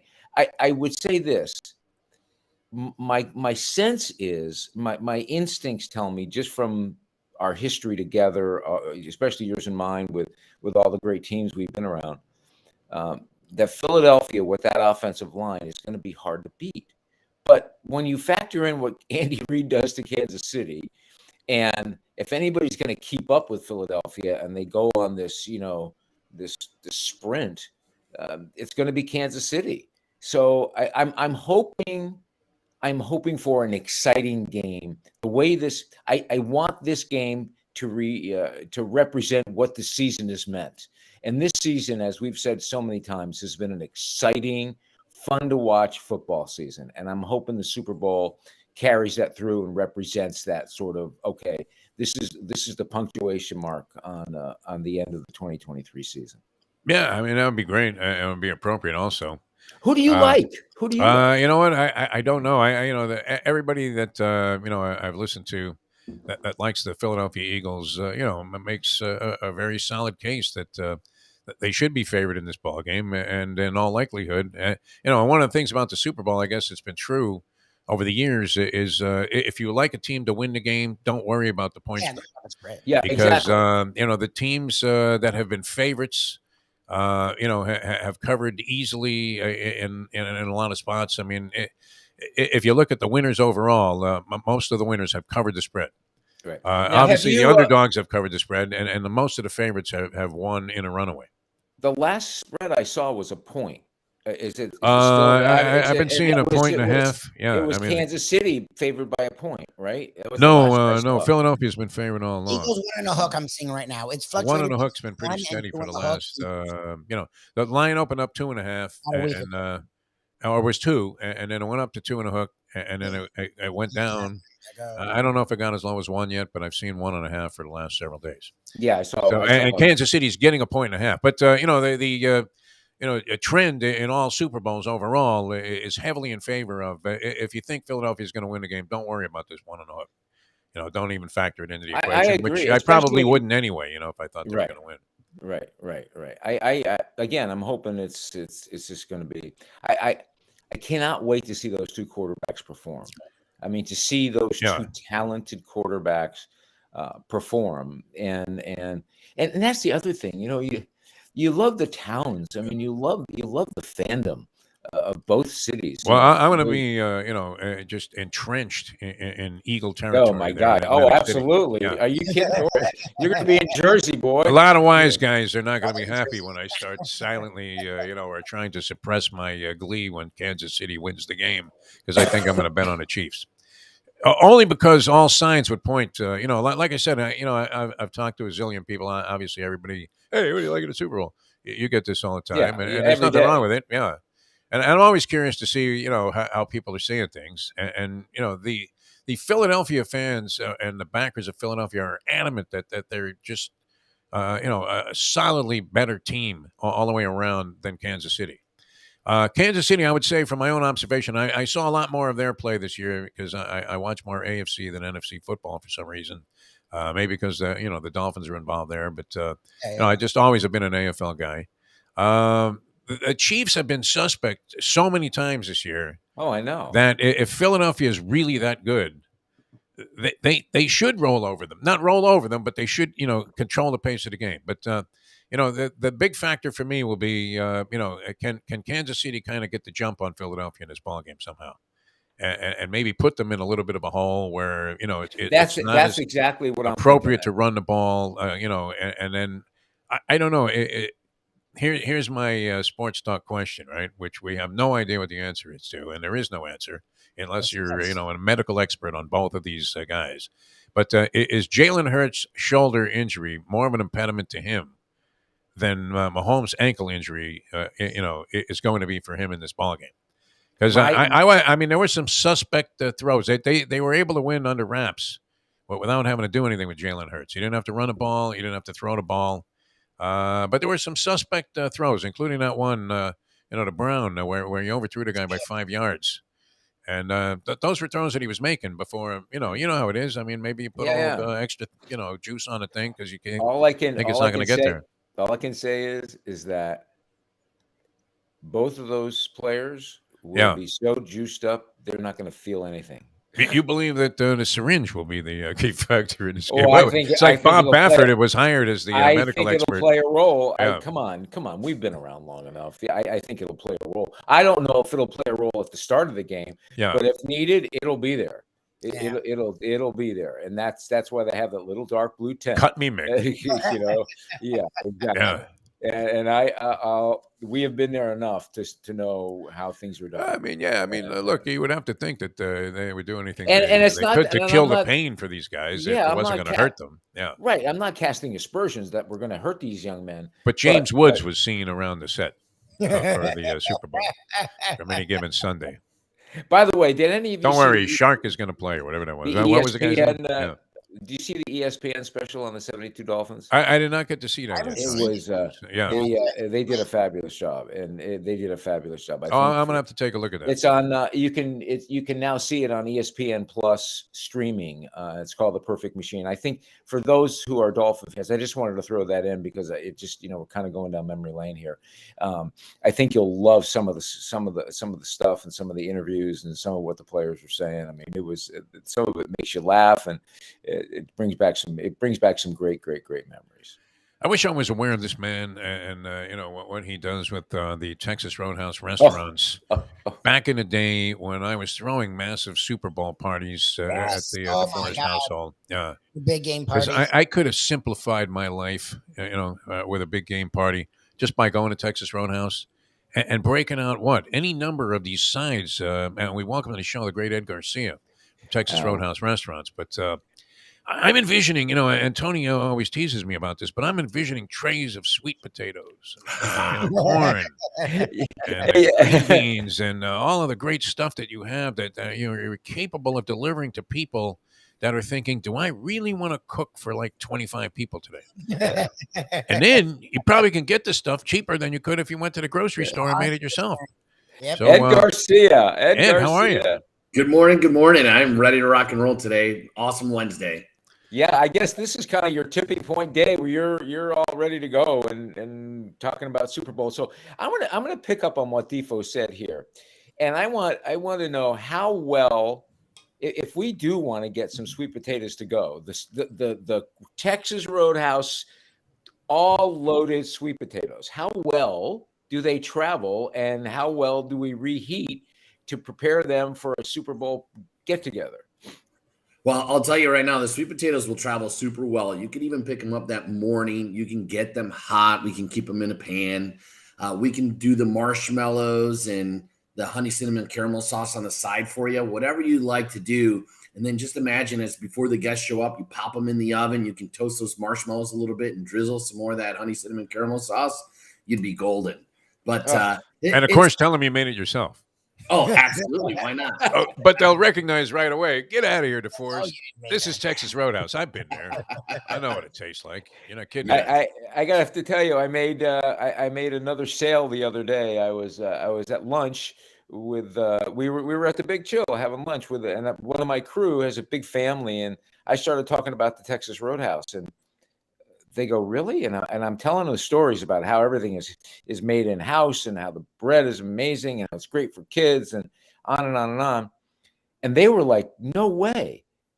Fast forward, I get a text from the mother. She said, now it's my children's favorite restaurant. That's awesome. She said, we had a fabulous time. So it's remarkable that there are some people that have not been, but when they go, they're hooked. They're done. And I'm sure, Ed, you hear these stories over and over and over again. Yes, I'll tell you. The one that pops into my head was a I don't know, many years ago. I think we were in Naples for our big conference that we do every year, typically in April. And I'm in the back. There's a room of 1,500 people. And the founder of the company, Ken Taylor, comes up and he grabs me. He's like, I need to talk to you right now. And I was like, oh no. And everyone's like looking because like the founder just grabbed me, and we go back, we go behind stage. I forgot what band was on stage, and he introduces me to a musician, and he happened to live in Tampa. And this is back when I was a single unit operator. And he said, he's like, tell him what you told me. He said, every Tuesday I take my son to Texas Roadhouse because he loves to see Andy, which a lot of our Roadhouses Tuesdays kids night. And Andy the armadillo is walking around. We have this ginormous mascot, a big armadillo. So much fun. Kids take pictures. They line dance with him, whole 9 yards. But the musician's telling me that he was in my restaurant every Tuesday and how awesome it was. And it's like his father-son time with his kid and building memories. And it's Texas Roadhouse. Just that's such an awesome thing and great thing to hear. That's a remarkable story. Yeah. So listen, we used to get really nervous. I don't know, Tony never experienced this, but Lubie and I especially, whenever, the big kahuna and whatever radio station we were on came over and grabbed us personally, it was usually bad news. Yeah. It's like going to the principal's office. It's like, that's when they give you, we're going in another direction. And unfortunately, it's not a direction that you're inclined to, be going in as well. So Ed, I want you to give people some suggestions, because we're seeing all these commercials and everybody's talking about pizza and all these different, whether it's a potato chip or a tortilla chip, if it's flavored, not flavored, what dip are we using? All right, so that everybody knows all that stuff. But what would you suggest are great takeout items that we can go to Texas Roadhouse, we can order on the app and go pick them up morning of the game? Tell us what you would do if you were having a little get together and you wanted to get some sides. Hey, a couple of great things is that, even the healthier option, one thing I do not like to make at home is salad, chopping all that salad mix, getting cabbage, carrots, all that stuff. That stuff's for the birds, maybe literally. But, people want to eat healthy and feel better about it. And that's something we can do, trays. And we have so many made from scratch dressings, from honey French, honey mustard. Our Italian has over 14 ingredients. It is absolutely fantastic. One of my favorites, and our blue cheese is also one of my favorites. We have our boneless wings, the ribs that fall off the bone, which is a fantastic product. Takes us 3 days to prep, but there's many things. And I think a cool thing too is if you want to have that steak, but you want to have it more finger food, we have our beef tips, which is basically like cube steak.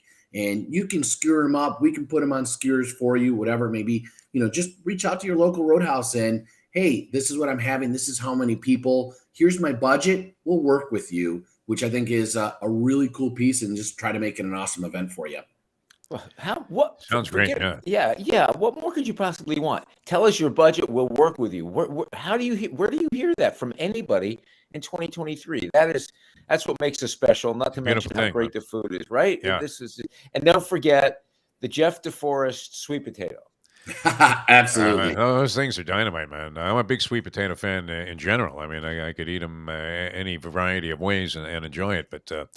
When you used to, have your guys bring that stuff to the studio, especially, it was, it was pretty incredible. Great stuff. And who do you like in the game, Ed Garcia? Do you have a pick? I'm going for Mahomes.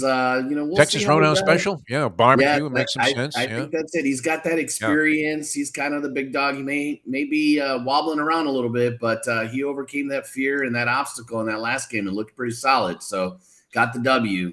That's my prediction.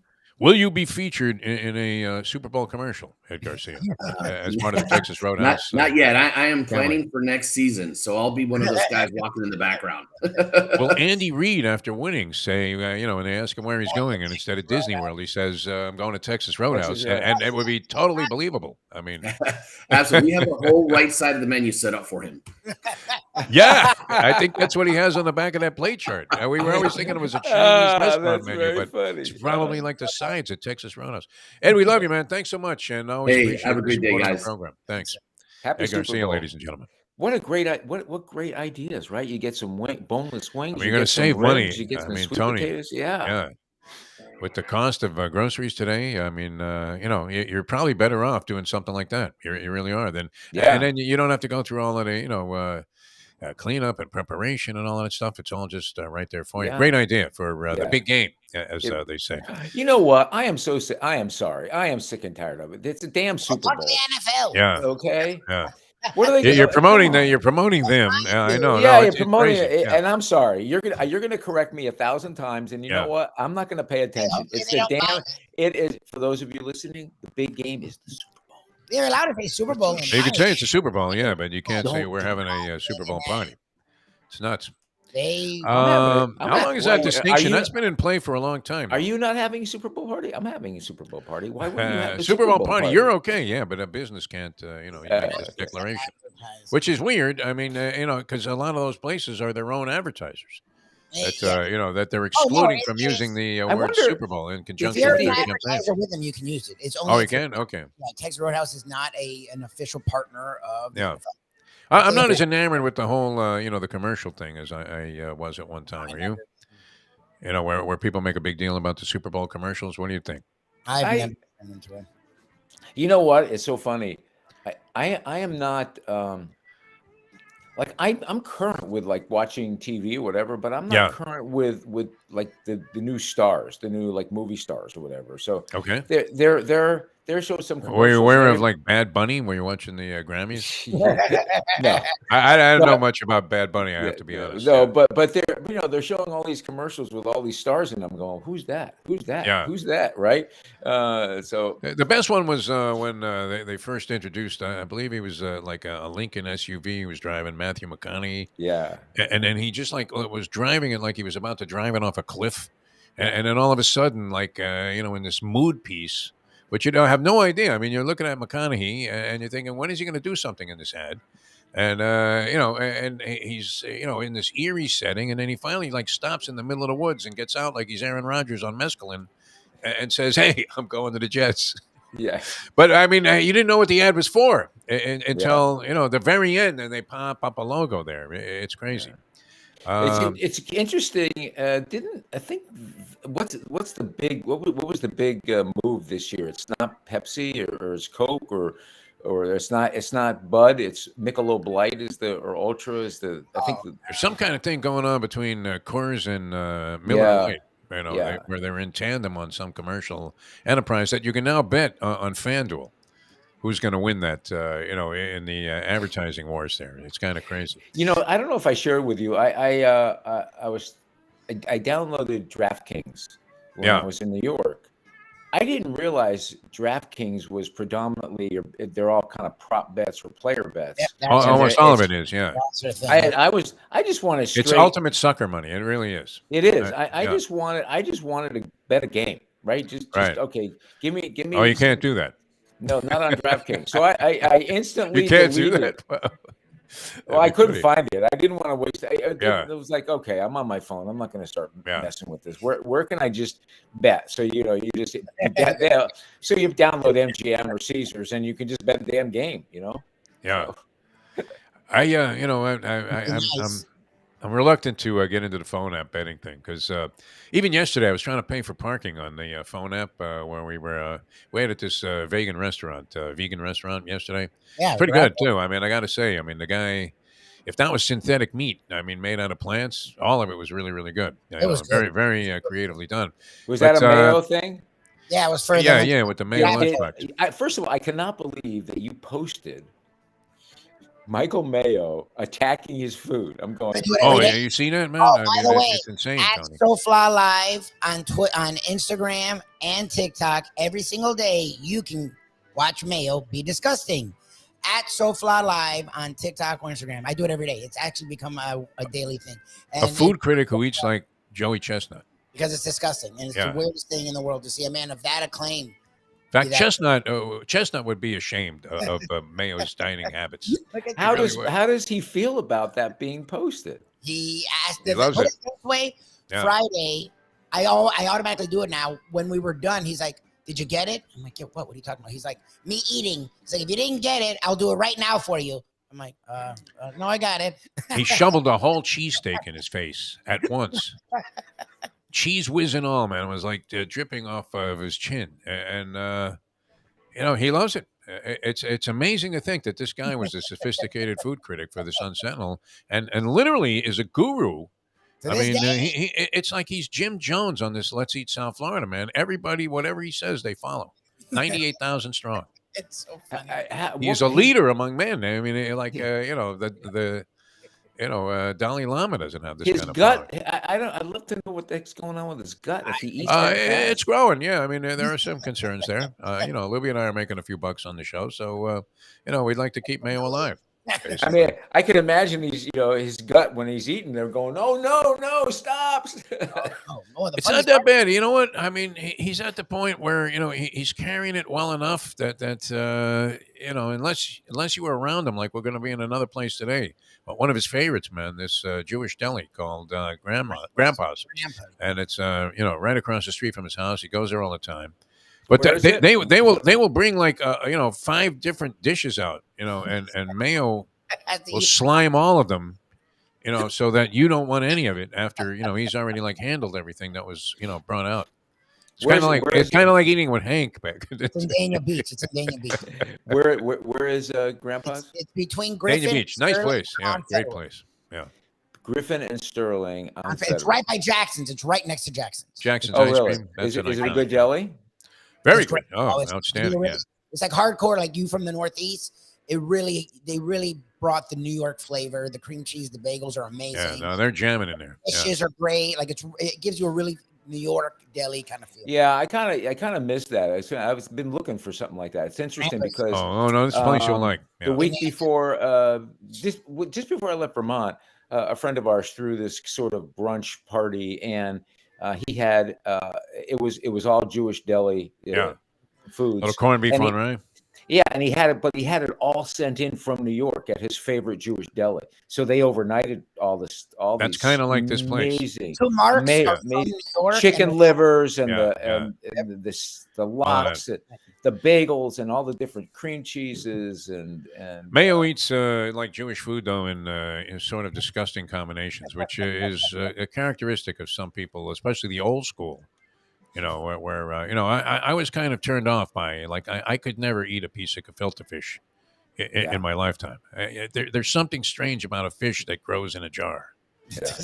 Oh, I mean, I get it. Yeah, you get it, Tony. I mean, listen, here's the got thing. Italian blood flowing through your Yeah. veins. That's for sure. I mean, my father, God rest his soul, was in the schmata business. So, oh yeah, wow. Yeah, and so he was very familiar with the Jewish. We're going to be in that business soon too. I think. Yeah, Things keep going this way. but he was very familiar with the Jewish culture, and he and my mother would love to go to Wolfie's.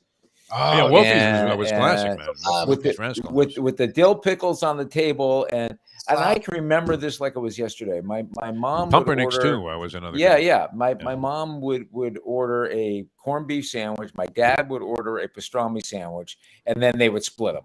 Yeah. And they would sit. My parents, I just that was a big debate memories. too. Did you want the corned yeah, beef yeah, or the yeah, pastrami? Could yeah. you get both? Yeah, exactly. And it was just, I mean, and if it wasn't that, I mean, it's when I think about where my parents would go sometimes and how they ate. But God bless her, my mother lived until my father didn't. My mother lived until she was, her late 80s. But if they weren't going to put the Wolfies or Pumpernicks, they were going to Lum's because my mother loved the hot dog steamed in beer, and so that guy that was the son of the original proprietor of Lum's opened a place called Atlantic City Subs.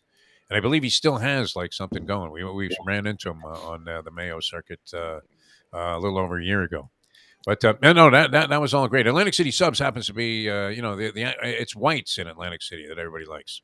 That place is great. White House. It's called White House. Yeah. And it's kind of in a kind of area, but in the daytime you can cruise over there and not get killed.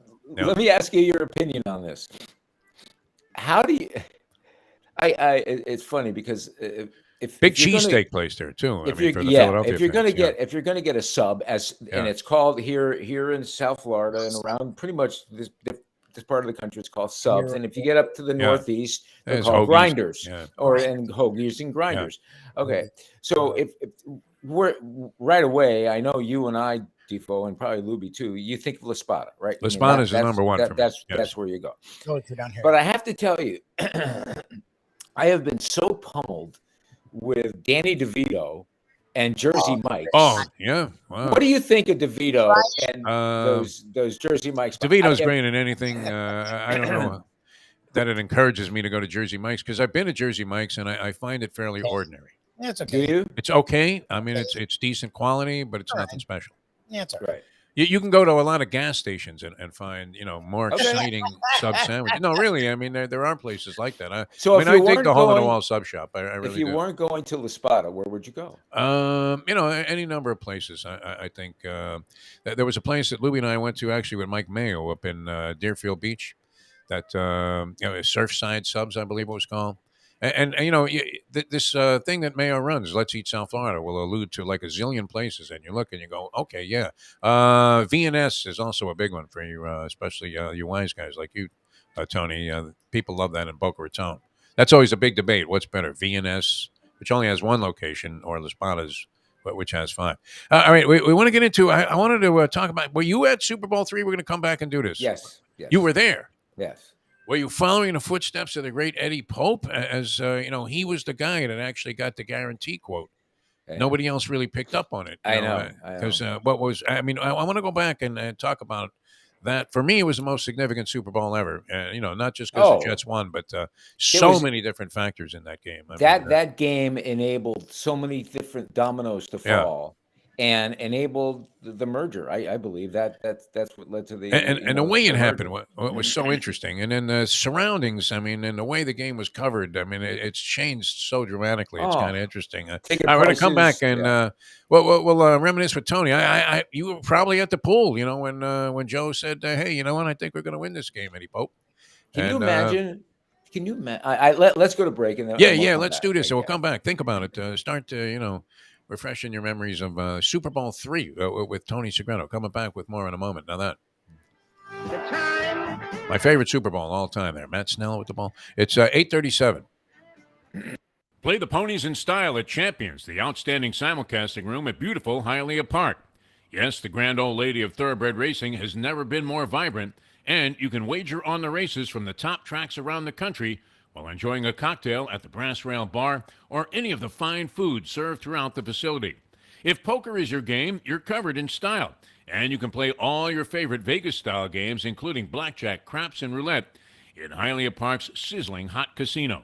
Get a player's card when you walk through the door for all kinds of generous amenities, including our favorite, free play, when you come out to the ultimate casino and entertainment destination, Hialeah Park. Hey folks, Tony Segreto here. Since day one, Catholic Health Services has been part of Old School. And since we've started letting people know about them, it's changed their lives. You see, Catholic Health Services, while being recognized as one of the top places for stroke rehab in the country, it's also about a group of people who not just excel in what they do, from the doctors to the nurses to the therapist, on and on and on. It's how they do what they do every single day that separates them from the pack. They do it with a passion, unmatched, and the inclusion of family in every step of the process. Trust me when I tell you this. If you want the best, unmatched rehab with a special group of skilled, caring people, there is truly only one place, and that one place is Catholic Health Services. These days, we're all looking for comfort anywhere we can find it. Thank goodness for Landlubbers Raw Bar and Grill in the Plantation location, because they are making sure you are as comfortable as possible. First of all, they're not only open for delivery and pickup. All you have to do is go to landlubbersbarandgrill.com for both pickup and free delivery. Their hours have changed a little bit. Monday through Thursday from 3:30 to 10, and Friday, Saturday, and Sunday from 11:30 to 10. You're going to have the best wings in the world. You're going to have a great burger. You're going to have their amazing soups. Again, Landlubbers, Raw Bar and Grill. It's nice and easy. Just go to landlubbersbarandgrill.com for both your pickup and free delivery. Thank goodness for Landlubbers for making you always feel right at home. By the way, you sound great. I don't know how good I sound, but you sound good. great. You sound great. really good, Tony. Better than I've ever heard you before, really. Even when we were the regular radio gig there with the Comrex and all the fancy equipment that we had. Lubie set this up last night with a bunch of tape and a couple of paper clips here. Things are falling apart, and yet it sounds some brilliant. bubble gum. I got it. Yeah. we couldn't be happier than to be doing this. No, I'm honored. Cincinnati. I knew they were going to clobber everybody the rest of the way. So laying 30 didn't really hurt me that much. And then I did like, believe it or not, I used some Segreto logic and came up with Syracuse getting Yeah. 6 in their ball game, and they managed to lose in overtime by 3. So we covered there. Look at you. Yeah, I love Syracuse in that game. I truly love Syracuse. I don't know how you could love them. brought it up. You I love- don't know about love. You are such a degenerate. Love is a strong well, word there. Tony. Let's Such a put degenerate. it this way. They lost let's to put it- Florida State. I know, but they caught me up even, so I'm happy. Oh, very nice. No, I- no response. No response. You shocked us. I'm not Well, actually. I don't I'm know. not- You're dealing with another bookmaker. I don't know. that Yeah, we can you're put lying. you in I- that category, Tony. 'Cause when I'm- other guys are getting 3 points, you're getting 11. I mean, it's crazy. I got in the Syracuse game. We're talking about 6. I got 15. Exactly. That's what I thought. Exactly. Yeah, of course you did. It's like you've died and gone to heaven, and the rest of us are in there facing guys like Lipschitz every week with the usual demands that make sure you're not late on Tuesday. It's like, shut up, Louie. You know what? I'm sick You of sound dealing like- with you, and I pay every week. Defo and Lubie love kicking it old school with the legendary Tony Segreto. Big thanks to Catholic Health Services and Texas Roadhouse. I sense there's a small lean, at least in terms of rooting interest in this game from the people on the show, in the Kansas City Chiefs. I said this earlier, Tony. The only thing I'm certain about that I would bet all of my money on with great conviction is that Andy Reid weighs more than Nick Sirianni, the Eagles coach. I think that's a pretty safe bet. I mean, if they have a prop on that, I'm all in, man. It's a pretty safe bet. I've told you the story many times about the time Footy had the inside information about Katy Perry's first song in the halftime show. And he called me one of them. He actually thought I had 10 dimes on me that I could bet for him and that somebody was going to take this action. I finally found like a offshore book through a friend of mine that was willing to accept like a $50 wager on this prop bet. And he was right. He had inside information. He had a friend that was at the rehearsal, and she has a song called Roar. Yeah. And, it was great, too, because, I was thinking, geez, so what if I had gotten down to 10 grand? Because she comes out, and they turn the sound down so they can take bets in the Caesars Sportsbook where I was watching this game in Las Vegas. And they turn the halftime sound down so they can hear the bets because everybody's running up to the windows. So you don't hear the halftime show in the sportsbook. And sure enough, she comes out on the back of a lion. And I'm thinking, I know none of her songs. And I'm thinking either she's going to do Roar and we're a winner, or she thinks she's Lafitte Pink Eye and is, riding some Pletcher monster in the, Kentucky Derby. I mean, so it turned out she sang Roar, and we cashed it like, I don't know, I think we were getting like 7 to 5 on that. So Footy made $70. For this, I mean, the greatest piece of inside information ever. Ever. It couldn't have been in on Google before they launched. I mean, Yeah. it had to be that. All right, I'm one of these guys. I feel like you probably do. I was lucky to cover sports in the era that I did because you had a chance to kind of really get close to what was going on. Whereas, close to the players, it's a lot tougher today to, not that you want to be some jock sniffer or something, but it was just it was more interesting and relaxed back in the day. Correct? You built relationships. Yeah. And because of those relationships, you were able to get great stories. I mean, Yeah. God bless Bernie Rosen. He goes, we do not follow the newspaper. We will do things to have the newspaper follow us. We're gonna generate our own stories. That's why it was important to be at every practice, so the coaches and the players would see you and become familiar with you. You set up a friendship or a relationship, and there was always that line, right? The player knew, and I knew, and you knew. There was always that line you couldn't cross, and we respected those lines. And I mean, we would push as far as we could push, and they would deflect as much as they could deflect until you figured, okay, this is about as much as we're going to get out of this deal. But to your point, I think too, there was less of an inclination to try to crucify somebody. I mean, it wasn't there wasn't journalistic stance to take in sports coverage, especially. You're mostly paying homage to guys that were doing good things. There was more of that than there was, hey, let's spotlight the scumbag. Right. Although there was some of that, but not to the extent that there is today, where you can't wait for a guy to screw up. And you're talking about the Super Bowl III. I mean, I want people who are watching us today, think about this. Imagine being able to walk into a hotel, go to the pool, and you watch it. You're looking at the players lounging in the sun at the pool, and you can just go up and Yeah. talk to. I mean, there's nobody. There's nobody. That's my I mean, favorite scene from Super Yeah, Bowl 3 is yeah, Joe Willie's there's- holding court with reporters while he's like got Yeah. his sunglasses on and a margarita, yeah, and some babe exactly. handing And his, him. And, it was fantastic. you know, the legend was already already starting to develop, but then you put him, you know, this good-looking, charismatic young man, you know, on a chaise lounge, you know, is sitting there with this bathing suit on in Yeah. the sun with his glasses on, and all of a sudden this legend begins to like explode, and to have the balls to say, we're in, we're done, we're going to win this game, Yeah, like Imagine- and not back down.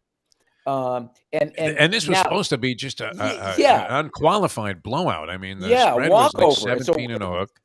Now, The mind you, Colts were considered invincible. You know, better than the Packer teams that won the first couple of Super Bowls. yeah. Now, mind you, what was so incongruous to me is even as young as I was, I'm sitting there looking at this swashbuckler. You know, Yeah. I mean, he was a swashbuckler, and he's ruling the roost, and his coach made Earl Morrall look like Bad Bunny. You know, I mean, Or maybe Weeb Sam Smith. Yeah. I mean, Weeb Eubank was about, you know, he crew cut, yeah. you know, a he was little old school. overweight, Yeah. and just, you know, nothing but business. I mean, he even But made man, Shula look he loose. figured something out there that outfought Shula. Oh my God! I know Shula had a couple of things happen in that game that Yeah. it just had to be as haywire as anything ever went for that Colts team. But I mean the game plan. Everybody thought if they were going to win the game that Joe Willie was going to have to be chucking a rock. And he had Maynard and Sauer and Pete Lamons and good But receivers. Namath was brilliant in Boozer. that game. But then Namath was Game still plan was brilliant. incredible. I mean, they just Yeah. kept handing the ball off to Matt Snell. He goes for $120, and they controlled the game the entire time. Yeah, and when he wanted to throw it, he threw it. And people didn't realize and recognize how talented Joe was throwing the ball. Yeah. I mean, he was just as good as you could get. And again, it was always in my mind, and I know a lot of us in the media felt that way. There was always this sort of correlation between Namath and Mantle about both of them just amazingly great and gifted athletes who were playing on bad wheels, who had bad knees. I mean, and you looked at Namath when he'd come out there, his knees would be 3 times the size because of the way they were taped up and braces and things like that. And here's this guy, white shoes and just going back. And when he needed to throw, and Maynard was like, Tyreek Hill. Oh, he was great. So was George Sauer. A great wide receivers they got. Yeah. I mean, the thing too with Joe Willie and the documentaries about Joe Namath and his career. When you say, I mean, and these were like primitive, treatments back in the day. Like I had my knee shot up with something that took all of the arthritis right out of it, and I have been fine ever since. Like about a week after this stuff was infused into my knee. Okay. They didn't have stuff like that back then. No. And when you see the process, name it, to go line up, I guess even for practice, had to have a guy stick like a syringe that you wouldn't want to see put into Secretariat. And, and he went through this process like it was insane just, to be able to roll out there and play. And it was as painful as anything that you could witness for a guy getting ready for a game. And he did it all the time. But, it was brilliant in that game. I mean, the fact that they just were able to run the ball against the Colts was incredible. And then very timely passing plays. And the margin of victory could have been larger. And yet at the same time, there were a couple of times in that ball game where you thought, oh, geez, they're going to blow it. Yeah. Now, mind you, at that point, the Super Bowl was starting to catch on, but still not yet. It was almost like the Pro Bowl in stature. There was this old school mentality, or an All-Star game. That they want. The people were used to having the old NFL. What were tickets for that game? Like $12 at the $12.50. $12.50, and that was like for $12.50. front row seat. But but do you remember we would before those games even existed, there would be the NFL championship game. Yeah. But then the two losers who didn't make the NFL championship game. What did they play on for third and fourth? Played in a game here in South Florida. Right. So that was consolation kind of game. Yeah. That was never kind of our championship game. But the old NFL folks, the guys who followed Y.A. Tittle and Tucker Fredrickson and those the great Cleveland Brown teams and the great Lions teams back then. The Washington Redskins back then, they didn't want to hear of an AFL team like the New York Jets and a Joe Namath. That was like blasphemous. How could you do this to us? There's no way this is going to work. There's no way this is going to happen. And then you get he was the embodiment too of the attitude of the league, which was freewheeling. I don't care. And it was also, very much in conjunction with the hippy dippy era where we started to embrace that sort of differential as opposed to the like drill sergeant type of thing that was going on before in the NFL. Well, yeah. And then you had the Kansas City Chiefs who were the exact opposite. You had a very kind of an old school throwback quarterback in Lenny Dawson. Yeah. But you had the innovative Otis Taylor. I mean, but you had the innovative up and coming, let's matriculate the ball down the field, Hank Stram. He was great. Who was just such a character. Yeah. He was just, he defied everything that the NFL stood for the Lombardis, the Hallases, all those guys. He embodied what the AFL was about. Sure. And now you marry that with a Joe Namath and the Otis Taylors and characters like that. It was meant to be, and again, I don't think anything will come close to that. For me, is in terms of Super Bowl, build-ups and results. It was kind of like Ali knocking out Sonny Liston. Yeah, another exactly. classic South Florida event of that. Around that era, 64 versus 69. Well, in deference to that game, let's look at this the landscape of what we have today. There's no way that we can create that kind of game again. Because the parity is just too much. I mean, game. That back then it was so different because first of all you had the two distinctly different leagues, and one of the leagues was the grandfather, the stalwart, the reason you watch football. Well, and they had demonstrated like vast superiority in Super Bowls 1 and 2. Oh, it looked like it was a joke that the AFL didn't belong in the game, and in the same conversation as NFL teams. So. What was the hotel? Where was Joe? Because I remember this from the Ali Liston fight. Sonny Liston had a sponsor on his robe. I believe it was a Vegas place, but was there not a Thunderbird motel? There was a Thunderbird, but it wasn't a big-time hotel here. I want to say and that was Sonny's thing on his robe. It said the Thunderbird Motel or something. We could probably look it up, but I want to say the Fontainebleau. And again, that was at the Fontainebleau.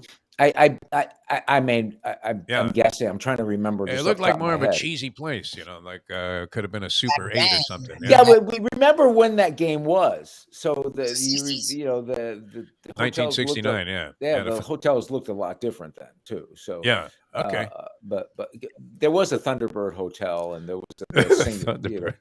Yeah, I know there was. I mean, you had the Castaways. That was likely to be someplace like the Castaways on 160. Oh man, the Castaway. I used to hang out at the Castaways, and I knew Johnny Pachivas, who was Johnny, the scariest man in the world. Is that right? And the nicest man in the world. He had black belts that went. Well, maybe not for everybody. Yeah, I mean, so whatever degree black belt there is, the highest, he had 5 higher. He made up 5 higher because he was just like he taught Chuck Norris how to be Chuck Norris. I mean, oh wow, yeah, he was just a badass. He was the bouncer at the Castaways, and we were friends. And he tutored one of my. He was a bouncer. I thought you were going to say he owned the Castaways. No, he took care of people. He took care of people at the Castaways. Then thank you, God, he took care of a young Tony Segreto. Segreto, you were always in good hands. I mean, people had wild, mad respect for you because look where you were. I mean, so you would have been like a fairly young Segreto, though. I mean, to be I was on the 19 scene for that Super Bowl Super Bowl. 3.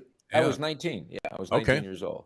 Yeah. Yeah, excellent. I mean, and you know, that kind of thing will never happen again. You know, and No. Don Shula, I don't think he ever got over that. You know, I mean, when you would mention Well, that game to him, he would talk about you know, Joe Willie's quick release, and then quickly compare it to Danny Boy, you know, and get off the topic of Super Bowl III. yeah.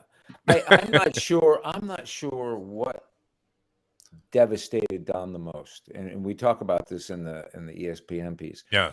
I'm not sure what devastated him the most. If it was the way they lost to Dallas, or the way the Colts lost to Namath, and I would tend to think that I'm thinking Colts. Yeah, that was a big one. I'm thinking Colts only because people expected them to win. Bubba Smith used to eat quarterbacks for lunch. I mean, oh yeah, you know, he would put a mayo and just shovel a quarterback in his face. But one of the great things about the ESPN special is, and I'll give you a little insight. And you may you weren't down here, but I remember this. So after the game, you know, Shula did the, you know, don't forget what this feeling is like, and you know, on the typical stuff. But 3 months later, or 4 months later, when training camp convenes, he brings them all in the film room, and for 2.5 hours, they played that Super Bowl back and forth and explained everything that went wrong and cited everybody that blew it, to the point where the Dallas Super Bowl? Yeah. Oh, okay. And it was, the players talk about to this day how one of the most memorable moments of their lives, because it just made them feel sick to their stomach. And Shula afterwards just shut the projector off and walked out of the room and said, "You guys figure out what you want to be." Something to that. Wow. So, that's strong. Now, people would contend, Tony, and you might agree with this. I know I've talked, you know, over the years with many of the 72 team players who were also on the 73 team. And even though they lost a couple of games, you know, the general consensus, I would say, among those guys was that the 73 team was actually a better team. A better team. Yeah, it was. I felt it was. This is because they were seasoned. And it used to, you know, when you think of those guys, and I said this in the piece for the ESPN guys, that to this day, in my mind, Paul Warfield is the greatest wide receiver I ever saw, and this is no disrespect to Jerry Rice or Lynn Swan, you know, the great ones. No disrespect to them, but Paul Warfield was so ahead of his time. I mean, he did it all. He just didn't run spectacular patterns and run with speed and run with great. He was a gazelle, but he blocked, and his hands were like glue. I mean, if he played today with the skills he had then, if it was a young Paul Warfield with a guy like Mahomes or Hurst, or even if he played with Dan, it would have been lights out. It would have been and you talk to Nat Moore, Nat will tell you flat out that Paul Warfield taught him how to be a professional and taught him how to be a wide receiver. A very dignified guy. Anytime you run across him. Goodness gracious, just so dignified. And he talks about, and people don't realize this, here he is on a championship team, and he's traded to an expansion team. Yeah. And he handled it with so much grace. And half the time he was a decoy too, maybe more than that. Absolutely. Listen, what did they throw? Yeah, Paul Warfield as a decoy. It was like having Jerry Rice go out and just run a bunch of square routes, and you're the other way. Exactly. We're talking about 12 passes in the Super Bowl. You know, did he throw seven times in that Super Bowl? Or maybe game? seven. I think it was seven. Yeah, it was some ridiculous number. And 2 of them or 4 of them went to Howard Twilley. Warfield. You know, he obviously with the Browns was brilliant. I mean, you know, just a tremendous wide receiver, and you know, probably. I mean, it's funny too, because as I was watching it, just so I wanted to touch on this before we go. You know, this whole LeBron thing that happened last night, which I mean, it's amazing. You know, 20 years. He played less games than Kareem. He did benefit because you know, the 3-point shot was more in his game. Kareem made 1 3-pointer in his career. Kareem Abdul-Jabbar. The sky hook still considered by many to be the greatest offensive weapon in a lot of sports, but especially in basketball. But you know, this guy, you know, his career is absolutely remarkable. Yeah, it is. Just you know, incredible what this guy was able to accomplish. And I don't know. I know people were in various discussions on this, Tony. I don't know where you stand on this. You know, greatest of all time. You kind of brought it up with Paul Warfield, and what they were saying last night during the game is like a lot of people that are tuned into sports and are plunging away on over-under props on FanDuel and don't even know who Kareem Abdul-Jabbar was. I mean, I know. they never But how saw him classy- play. I mean, and that was good. I mean, some people say that there's a bit of a divide between LeBron and Kareem because Kareem I is very know, opinionated. but I thought it was pretty classy last night. I thought yes, well done, to see, all the way to around. See, yeah. To see Kareem there, and I still think there's some. I don't know. I thought Kareem handled it about as well as I would expect him to handle it. I'm not sure if there isn't something there. I don't know what it is. I just whatever it was, he put it aside. He put it aside last night. Yeah, that's the point. Seemed genuine. I mean, it looked genuine. Yeah. It didn't look like it was a forced thing. It wasn't like when they had Hank Aaron with the video tribute to Barry Bonds. Yeah, and then they pulled the cameras back, and he had two machine guns to his head, and there was some ski mask gentleman standing there and said, "Okay, Hank, that was good." Yeah, Kareem is a spiritual just read it off guy. the card. Yeah, Kareem's a spiritual guy. He's a smart guy. He knows how to handle situations, and he's always been very, very. Even as a player, was very, very gracious, and I think that all stemmed from how he was taught by John Wooden. And when you look at Wooden's players, with the exception of Bill. They never shot from the hip. Bill was just and still does shoot from the hip. Yeah. Well, I mean, he was getting a good weed when. Oh my God! Yeah. Whoever was playing with him, but I mean, he was remarkable at the game. He went 21 for 22. I mean, from the field with no dunking. That was fantastic. No, Kareem. I mean, the whole ceremony and the way it was conducted was very well done last night, and it was great because it was on the heels of the Grammys being in LA, so you still had a lot of these big musical stars and celebrities on hand. And once I saw that when they panned to Jay-Z, I said, "This is it." I didn't think he was going to do it last night. I thought 36 was a lot. As Lubie pointed out, it was actually a somewhat meaningful game in the standings because the Thunder and the Lakers are currently like battling for the last play-in spot. Yep. And it hasn't been a great season for the Lakers from a record standpoint. And they lose, but once he had 20 at halftime and I saw all the celebrities there, I thought that's it. Yeah. And even he said, all I need is 2 8-point quarters and I'm ready to go. Would you say, I mean, is it necessary to determine, though, a greatest of all time? We seem to be obsessed with that. That's a big sports talk thing. Yeah, we are obsessed with that. And the game is so different now. Yeah. The game is just totally, totally different. When I talk about Paul Warfield, I'm saying how incredible it was that he accomplished what he did. Yeah. In a time when there wasn't passing. Imagine what it would be like now. And I look and see, Kareem played at a time when the plus you could maul a guy. I mean, as a receiver, it's just such a different game today. It's like comparing Wilt today. I mean, it's just such a different way of playing, and that doesn't take anything away from LeBron or from Michael Jordan or from Karl Malone or any of those guys who all setting records. It's just a different game today, and not to mention the fact.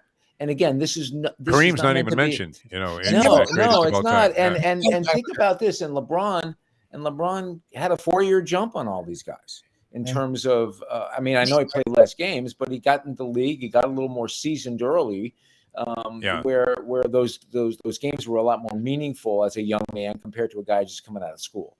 Well, and they stayed 4 years back then. I mean, right, exactly. No early entries. Exactly. So, I thought LeBron handled it with grace and class last night. Sometimes lately I thought LeBron has been popping off a little too much. Like, okay, stop. It can't be easy. I mean, Lubie was talking about the fact that he really hasn't, outside of a couple of times where it seemed hypocritical his position on things like China or whatever. Maybe even some of these Black Lives Matter. Type of issues that have been debated, and there's probably some truth to that. But I mean, think about the scrutiny this guy, has been under. Absolutely. All these and he comes up clean. I mean, So you have to have all some these respect people. for that. No, there's no question. I have a deep respect for LeBron and what he's been able to accomplish, and the love of his family, and how he'd been. Listen. We're not. None of us are perfect, and when we think we are, shame on us. It's like, okay, who's going to throw the first rock in the glass house? So I just think that I have a great respect for him. He's conducted himself really, really well. I think. Yeah, absolutely. And I will say this before we leave: Yeah. I thought last night's State of the Union was one of the most entertaining State of the Unions I have ever seen in my life. How about the president getting heckled? I didn't watch. Were they heckling like? Yeah, but how about the president handling the heckling and Yeah, throwing no, it he right fired back back at pretty him? good. Yeah. I mean, he just stood there and He said, should have turned around and smacked McCarthy and said, 16 votes from your own people? Before he finally said, okay, we'll go capitulate to this schmink. But the best part, so while they're heckling Biden's letting him have it, and you can see in the background Kevin McCarthy going, shh. Yeah, yeah. Like it's a shame, though, that politics has become like a Vince McMahon shout-out. It has. When you're talking about the State of the Union, where union is the key word there. We should be unified on something, at least for like the rhetoric to sink in. Stand up for the Kyrie for the young boy who just got manhandled by these police. I mean, stand up and applaud. Like, come on, what did he say that was so controversial? Like, that's my problem. Is like, we had a president for 4 years who did everything controversial, and the Dems clapped and they did what they're supposed to do because there's some social mores. And Biden never says anything controversial. He's freaking Joe Biden. Yeah. He's like, as milk toast, he's like the Joe Philbin of presidents. And you're booing. What is there to boo? What are you booing? Like, he doesn't say anything. Screaming out that he's a liar, all of this stuff. I mean, he's Joe Biden. It's crazy, man. I love that Santos is on the scene there. I mean, he represents to me the epitome of what the party's all about. Did you see Romney give him shit? Yeah. I mean, How would you like to have lunch with Marjorie Taylor Greene? Oh, Jesus! Bring her to a Mayo lunch. I would rather eat with Mayo for sure. While he was at his worst in terms of table manners. I'd rather go watch Santos play college basketball. Oh, wait a minute, he didn't do that. No, but he will be quarterbacking the Buccaneers next year. So. Yeah, Tony. We got to get out of here. We got Mike Mayo's lunchbox. Tune in, man, if you want to see good Jewish deli food, man. I mean, send me the link if I'm around. I'll definitely tune in. Oh yeah. I mean, South Florida Live. Bring me some. And now let's plan our Texas Roadhouse. Great chicken soup. Matzo ball soup there is outstanding. I mean. And I'm not a huge matzo ball soup guy, but it really, really is something. They have good chicken soup. Grandpa's on Sterling, between Sterling and Sheridan. On Federal Highway, US 1. US 1, just north of Jackson. It's easy to find. It's very easy to find. Just take US 1 from Griffin south, and it's on the right hand side. Big south. Work the trip, Tony, from wherever you're at. Do a great job. Griffin doesn't go north and south; it goes east and west. East and west, Griffin all the way east to US 1, head south on US 1, and it's on the right hand side. You're right there. Yeah. Very easy. What time are you guys there today? 12 o'clock. Food usually hits the table about 12:15. Yeah. And you can see Mike Mayo sample all of it. It's going to be great. Send me the link. All right. Send me the link. All right, guys. All right, it's thanks, always great. buddy. Always enjoy pleasure, the man. Super Bowl. Yeah. Thanks. Thank you, man. Bye-bye. Thanks, Tony Segreto, brought to you by Texas Roadhouse Restaurants. Always a good time. All right, we have to run. We'll be down there at Grandpa's later on today, 12 o'clock. Mike Mayo's lunchbox. It was great yesterday. I actually I have some of those vegan leftovers, and I'm going to dip into those real quickly here before we get ready to go down for the show. And then standard order, right? What do I need? I need like a couple of potato knishes, and I'm a happy man. Yep. I gave a piece, to a friend of mine who's diehard. All he eats is kosher food. Okay, so he's all in at like Jewish delis. He says there's a place called Ben's or Big Ben's. Okay. Somewhere is that in the Boca area? That's like I guess what they consider like really premium high end in that area. But I gave him a knish, and he said it was like among the best he ever had. Oh, it's great. Comparing it favorably with anything down here, and I don't know that Jonas Schimmels was mentioned, but they're in a league of their own. They're the LeBron James of knishes. There you go. Yeah. But Grandpa's right up there, man. I mean, certainly the best I've had here in South Florida. Which really good. It's fantastic, and there are some good places too. Because I always like the Pomperdale Deli, but I'm more inclined to like the style that they had there at Grandpa's. All right, so we'll see you later on today. Thanks for tuning in, everybody. Appreciate it. Thanks to Tony for joining us, Ed Garcia, and we'll see you tomorrow with a Hialeah Park Trivia Challenge with Dave Gurgly. It's going to be good. And then Friday, our pre-Super Bowl Degenerate Friday, feature all of our Degenerate clan, including Mark Lawrence. Yes. With his analysis on the game. I would imagine he's taking the Chiefs, no? If he bets the game at all? Yeah. Over-under, the over-under. Over-under could be, in play there. Everybody thinks this game's going to be a shootout, Lubie. It's probably going to be a low-scoring game with the Chiefs winning by 3, no? Those games always go the other way. Whenever everyone's gears 13-10 Chiefs. in a dogfight as both quarterbacks go out early in a ball game with injuries. Exactly. Not that we're wishing for that, but if you were an under player, you're thinking, is that a cart they're bringing out there? No. I mean, look what happens when you become a degenerate. You root for things that are just driven by pure evil. Exactly. And you feel good about it. All right, we'll see you later on. Thanks for tuning in, everybody. We'll see you tomorrow as we leave you know that. And then at 12 o'clock, of course, today. The time. 9:10. Let's go to eat a damn snack. Look what they done to my show.